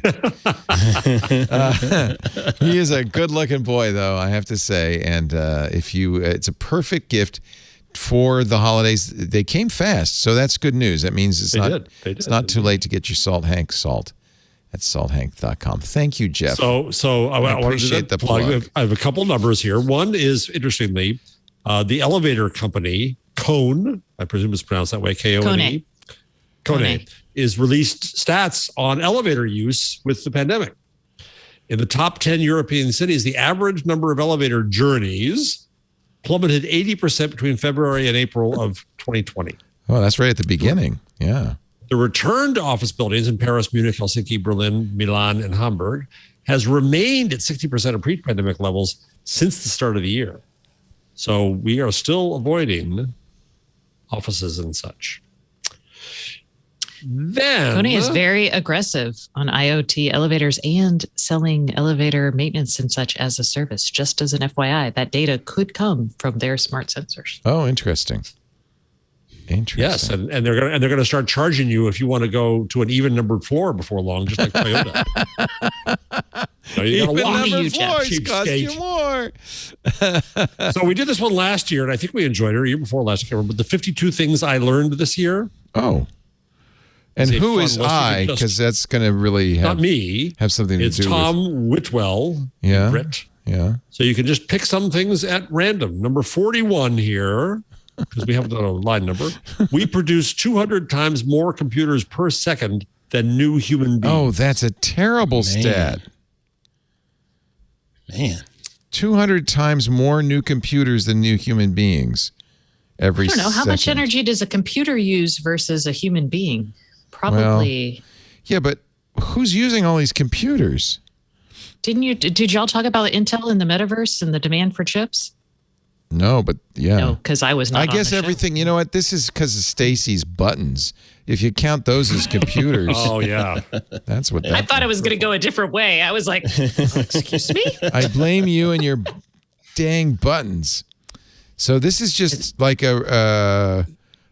he's just like 52 odd things. In number 51, in 1970s, Kodak started to reformulate their photographic films to better represent dark brown colors because they'd had complaints from chocolate companies and wooden of course. furniture manufacturers. Yes, it's the wooden furniture consider the wooden furniture manufacturer. Stacy's brownie cookies that are the fault here. Yeah. It wasn't until 1995 they introduced a calibration card showing non-white faces.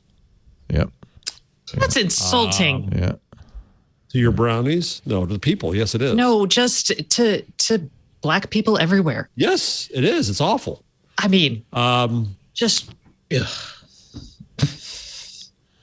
This is 10% good. of U.S. electricity is generated from old Russian nuclear warheads. What? Well, that's not true. Okay, I'm going to call BS on that one. Where did we get these old Russian warheads, and how come we're turning them into electricity? I don't know.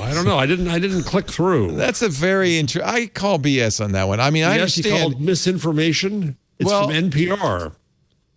Okay, For the but past decade, 2 decades, 10% of all electricians have been. It's part of a deal struck to end at the end of the Cold War. oh, we bought their old missiles. We bought their final fuel shipments. The deal ended. Oh, they were never in 2013. missiles. Okay, it's a little fudge factor there. We bought fuel that was intended for Russian missiles to use for nuclear power plants. It's not the same thing as old Russian missiles are powering our fuel. That's true. That is okay. Good. All right. I feel better. I could buy the real. The missile is powering the foghorn, but yeah. All right. The battery in the new electric Hummer will weigh almost as much as an original Land Rover. This is your nightmare of me filling the rundown. Yeah. Yeah. Okay. Good. That's this is from Flux, FLUXX, a Medium channel by Tom Whitwell, and he 50 things I learned in 2021. Bailey's Irish Cream was invented in 45 minutes in 1973 by 2 ad creatives in Soho who had very bad taste. Bailey's Irish Cream was invented in 1973 in Soho. Yeah, it's like, this is traditional Bailey's. It feels like a product of the 70s. I'm not going to lie. Well, that's mostly when I drank it. But that means, wait a minute, my mind is boggling. There were no White Russians before 1973. Okay. Wow. That feels Ford has true. applied a patent a method to identify bad smells in shared cars, then transfer passengers into less smelly cars. I have a good one that you can add to his list for 2022. NASA employs a full-time sniffer to smell things before they get put on the International Space Station in case the odors are offensive. That's a gig. Because, as one would imagine, if you're stuck on the ISS with a stinky something, you're stuck. Miserable. What are you going to do? That's miserable. So this So guy, you can't. There's no tuna fish in space. God. So this guy, you want to see a video? I've of had him? stinky books and magazines. This right? guy- Stinky ink. He's NASA's staff sniffer. This is from Apart from the stunning New Mexico landscape, This is from a YouTube channel, the Science Channel. This is the guy. This is what his job is. He sniffs stuff for NASA. Let Mikey sniff it. But can he nose a glass of whiskey? You know, Tell me all. I'm guessing that he probably has a similar skill set. Yeah. By the way, just want to point out, see this right here on the YouTube? If you go to the front page of YouTube, Yeah. I'll just do this real quickly. This is a number you could have used, Jeff. Oh, it's not saying it on the front page. But if I click a video, it's right up here. See in the left? Oh, what's that? 1 trillion. Click it. YouTube is celebrating 1 trillion viewers of Minecraft content over the years. All that wasted life. Minecraft, My. 1 trillion views. It's the most viewed Dude, content. My daughter watches this Minecraft fan. It's remember Red versus Blue? Yeah. Makina? So it's basically that for Minecraft. It's a big deal. It's huge. It's called Dream, the Dream server. So they have these like very loosely plotted episodes, and it's like on its amazing. 3rd season now. Yeah. And she is like crazy. People love for it. Minecraft. Yeah. Clearly. Okay, Mr. Ant Pruitt, it's your turn. My pick of the week, which is funny, I also saw it somewhere else in the rundown, so maybe this is a great minds think alike kind of thing. Adobe has their new Creative Cloud Express.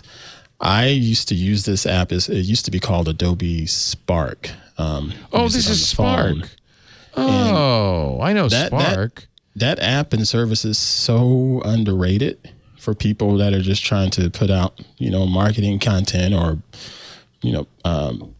messages, infographics, and things like that. It's super useful, and you can do it on the web. You can do it on your phone. On the web, it gives you a little bit more power, but they've, basically done a little bit of updates and rebranding to it, if you will, and It's now called Creative Cloud Express. So, and it's mostly free. You can pay for templates, but right. We played with it on Mac Break Weekly on Tuesday, and it actually does a pretty nice job, I thought. It's great for people, Instagram types and stuff like that. Mm-hmm. Right? Yeah, anybody that's just trying to get a good message out that can stand out from other stuff that's out there, because they give you all the nice templates and it properly lays it out to fit for all of the different social platforms, even down to YouTube thumbnails and stuff like that. Yeah, I just thought I'd give them a shout. So I think that they deserve it. This is really Tuesday. Great. There's a convert to GIF feature. There's all sorts of remove background, reverse video, trim video. There's all sorts of things you can do. This is I use it almost every day for something on social media. Almost every day. Yeah. I wish I had the energy and time to do stuff like that. That's really great. You don't even like social media. No, I'm exhausted. He doesn't like social. He doesn't like people. I just want to go to bed, honestly. Well, let's get you there, Leo. Let's get you there. I just want to sleep. Let's tuck them in. Yeah. The White Russian show first appeared in 1949. It's a black Russian with cream. Yeah. You don't need Bailey's to make a White Russian. No. Oh. You need Kahlua, right?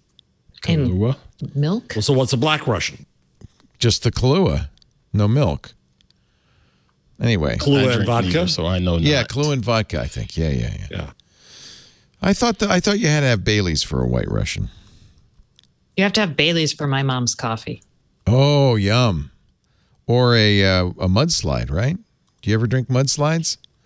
When you were I don't like sweet drinks. In junior high school. Okay. Yeah. Do you have anything else, Ann? I'm sorry. Go ahead. Sure. My other couple picks is one that makes me laugh on Instagram every single time I see it, and it's photography humor. And we've talked about Instagram in the past, recently pushing more towards video content. And I said openly that, I'm doing more video content myself on Instagram. And this little meme right here from Photography Humor I love it. Sums it up perfectly. And I love the sound effects in the background of her crying. And because if you scroll through Instagram Reels, you see a lot of photographers doing this type of behavior. And the meme reads, a photographer having to make Reels to stay relevant on Instagram. That's the joke. However, you do have some Reels on Instagram, I believe. Yeah, I do them fairly regularly because it's part of my marketing and promotion. You know, I love my show and I put stuff up there for my show. Oh yeah, of course. Yeah. I love just shooting stuff of the family or other random things or tips and tricks that I'm doing. And life at TWiT. Let's not forget, you post about life at TWiT so you can see behind the scenes stuff. Yeah. Life. That was my first meeting a couple years ago. Before we told you about long pants, right? Yeah. This is fun. This is good. First time getting on the Twig set. Oh, nice. Coming in for a landing. Look at that. I was so surprised. We love having you here, Ant. I'll tell you. Thank you. Yeah. But no, how did the I do relationship enjoy start? Instagram. It's sort of a love-hate because, like I said, I don't like that Meta owns it, but I have a nice community. You know, Lisa loves it too. If it weren't Meta, I would love. In fact, I did love. I was on Instagram when it first started, and posted a lot. I love it, but I wish it weren't. Oh, that's Meta. my friend Matt. His daughter was on the show. That's so cute. Look at her jumping. On Hop. Look at her jumping. She's excited to see herself on the show. That's nice. How did we Instagram meet? too. Jeff asked, how did we meet? Yeah.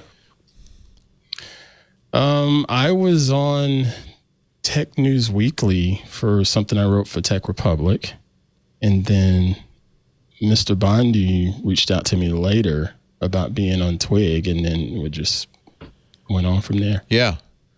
Yeah, because Tech Republic, because of Jason Heiner and so forth, we've had a great relationship. So I've been always aware of you when working there. So yeah, just like everybody else, we slowly pulled you in. Yeah, pretty much. Into the black hole gravity that is slowly drew you in. Now I do remember getting the invitation to be on This Week in Google and saying, I don't know if I really want me on here. I'm not ready for that discussion. Oh, yeah, you are. No. Oh, yeah, you are. And I want to share your final pick. Yeah, because 'tis the season. I won't be here on the show next week, but I love Mr. Scott Wilkinson, and just I remember being able to talk to him at CES a couple of years ago when we were in person at CES, and just I love that man's energy when he was talking about televisions, but I love his energy when he's talking more about tubas. He's all into tubas. And they couldn't do Tuba Christmas LA, which they do every year at Forest Lawn Cemetery. They gather hundreds of tubas together and play Christmas carols. So Conical Supremacy, which is, believe it or not, a tuba podcast. Yes, there is such a thing. Got Scott and his friends together in his friend's driveway for safety, and they did a Christmas tuba concert. Listen for a little bit, because it's so good.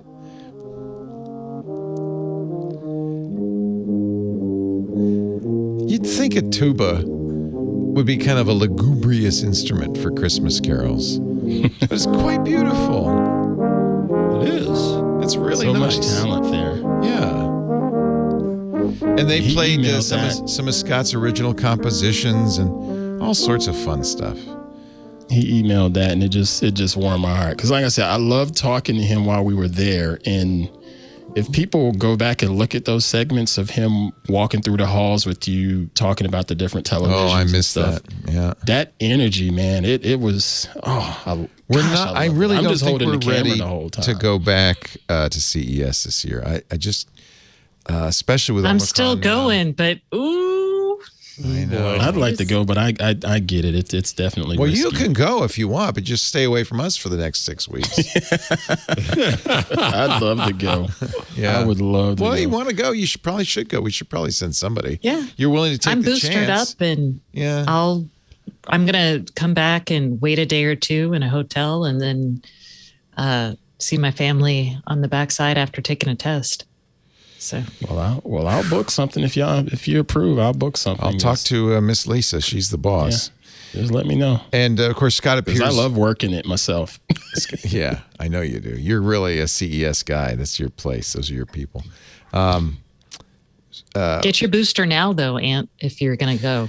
That's the thing. My booster. I can't get my booster until sometime in January. That's the date that they gave me. Yeah. So just a cautionary tale. Shira Lazar, who was on TWiT on Sunday, fully vaccinated, but like many of us, got her second shot in April. So it's been 8 months. Went to visit the family on Thanksgiving.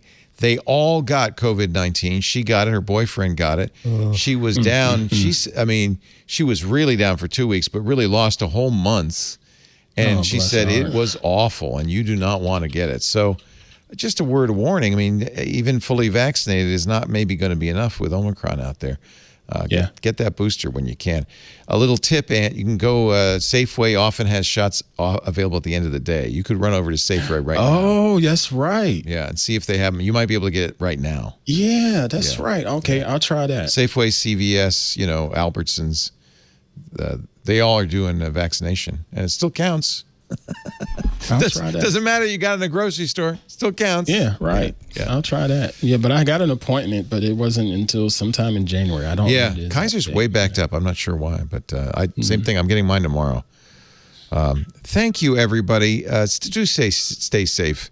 This holiday season, we all want to get together. We all want to be with friends and family, but nobody deserves to get COVID-19. So wear your mask. Be careful, socially distance, wash your hands, all the things that we've done all along that have worked so well. And yes, if you haven't got your shots yet, get them. And if you haven't gotten boosted yet, get them, because it makes a difference. Thank you very much for being here, Mr. Ant Pruitt. twit.tv/HOP. We're going to miss you next week. Have a great vacation. And thank you. Wonderful Merry Christmas. Happy New Year. We'll see you in the new one. We'll see you next year. Wait. Yeah. We have a best of... the following week, so I won't be back here till whatever that is. January. I was like, wait, we have a show next week. You and I and Mr. JJ will be here on the 22nd. The 29th is the best of Twig. And you'll be back on the 5th unless we send you to CES. Right. Oh. Yeah. Then you and I can hang, Ant. Oh, you know what would be fun is if you guys did a show from CES. My gosh. I'm going to have a lot of time. You are not, I know, but when are the, what is it? It's January 5th through 8th. Stuff. So you could do the first day. You can go to those little mini trade shows on Sunday, Monday, and Tuesday and maybe join us on Wednesday. Yeah. That'd be kind of cool. It might be a little late. I don't even know if you can get in this late. Probably can. I've already got approved. I just have to book. Okay. Let me talk. I think we should send somebody down there. I think that's a good idea. We'll do, and then you could be on Twig on that Wednesday, on the 5th. Fine by me. Jeff Jarvis, you know him as the director of the Townite Center for Entrepreneurial Journalism at the Craig Newmark Graduate School of Journalism at the City University of New York. He is a hooded Sith Lord by day, a nickel millionaire by night, and our regular BuzzMachine.com columnist. Thank you, Jeff. It's great to have you. Former TV guide critic Sinatra once called him a bum. And, of course, Stacey Higginbotham. Stacey on IoT.com is her website. Her podcast, the IoT Podcast with Kevin Toffel. Don't forget the newsletter. And she is the queen of peppermint brownie cookies. Technically, it's my daughter. And waffles. Oh, I'm going to go out and get and some. waffles. so Sweet treats. Good. That sounds so good. Thank Connected you. Waffles. Thank you, everybody. We will be back next week. We do Twig every Wednesday, except for that one Wednesday a year. We have the best of. It's around 2 p.m. Pacific, 5 p.m. Eastern, 2200 UTC of a Wednesday. You can watch live at live.twit.tv. There's also an audio stream there. If you're watching or listening live, chat live. Our free irc.twit.tv is open to all. Club Twit members can join us in the Discord. If you're not already a Club Twit member, $7 a month gets you ad-free versions of all the shows, access to our Discord channel, and the Twit Plus feed, including Stacey's Book Club, the Untitled Linux Show, the Giz Fizz, and so much more. Community manager Ant Pruitt is, of course, making that sing. If you want to join Club Twit, $7 a month for individuals. There's a corporate membership as well, where we've got some corporate members now, which is really fantastic. twit.tv/club twit. After the fact, everybody can get free versions of the show, ad-supported, at our website, twit.tv/twig. There's a YouTube channel, youtube.com/thisweek in Google. There's also on-demand versions of the show available from not only from the website, but also from your favorite podcast application. All you have to do is just go to your favorite podcatcher, type in Twig, subscribe. You'll get it every week. And if you would, leave us a 5-star review and tell the world about This Week in Google. Thanks, everybody. Stay safe. We'll see you next time on Twig. Bye-bye. Android is constantly evolving, and if you're part of the Android faithful, then you'll be just as excited about it as I am. I'm Jason Howell, host of All About Android, along with my co-hosts Florence Ion and Ron Richards, where every week we cover the news, we cover the hardware, and we cover the apps that are driving the Android ecosystem. Plus, we invite people who are writing about Android, talking about Android, and making Android onto the show. Every Tuesday at twit.tv, look for All About Android.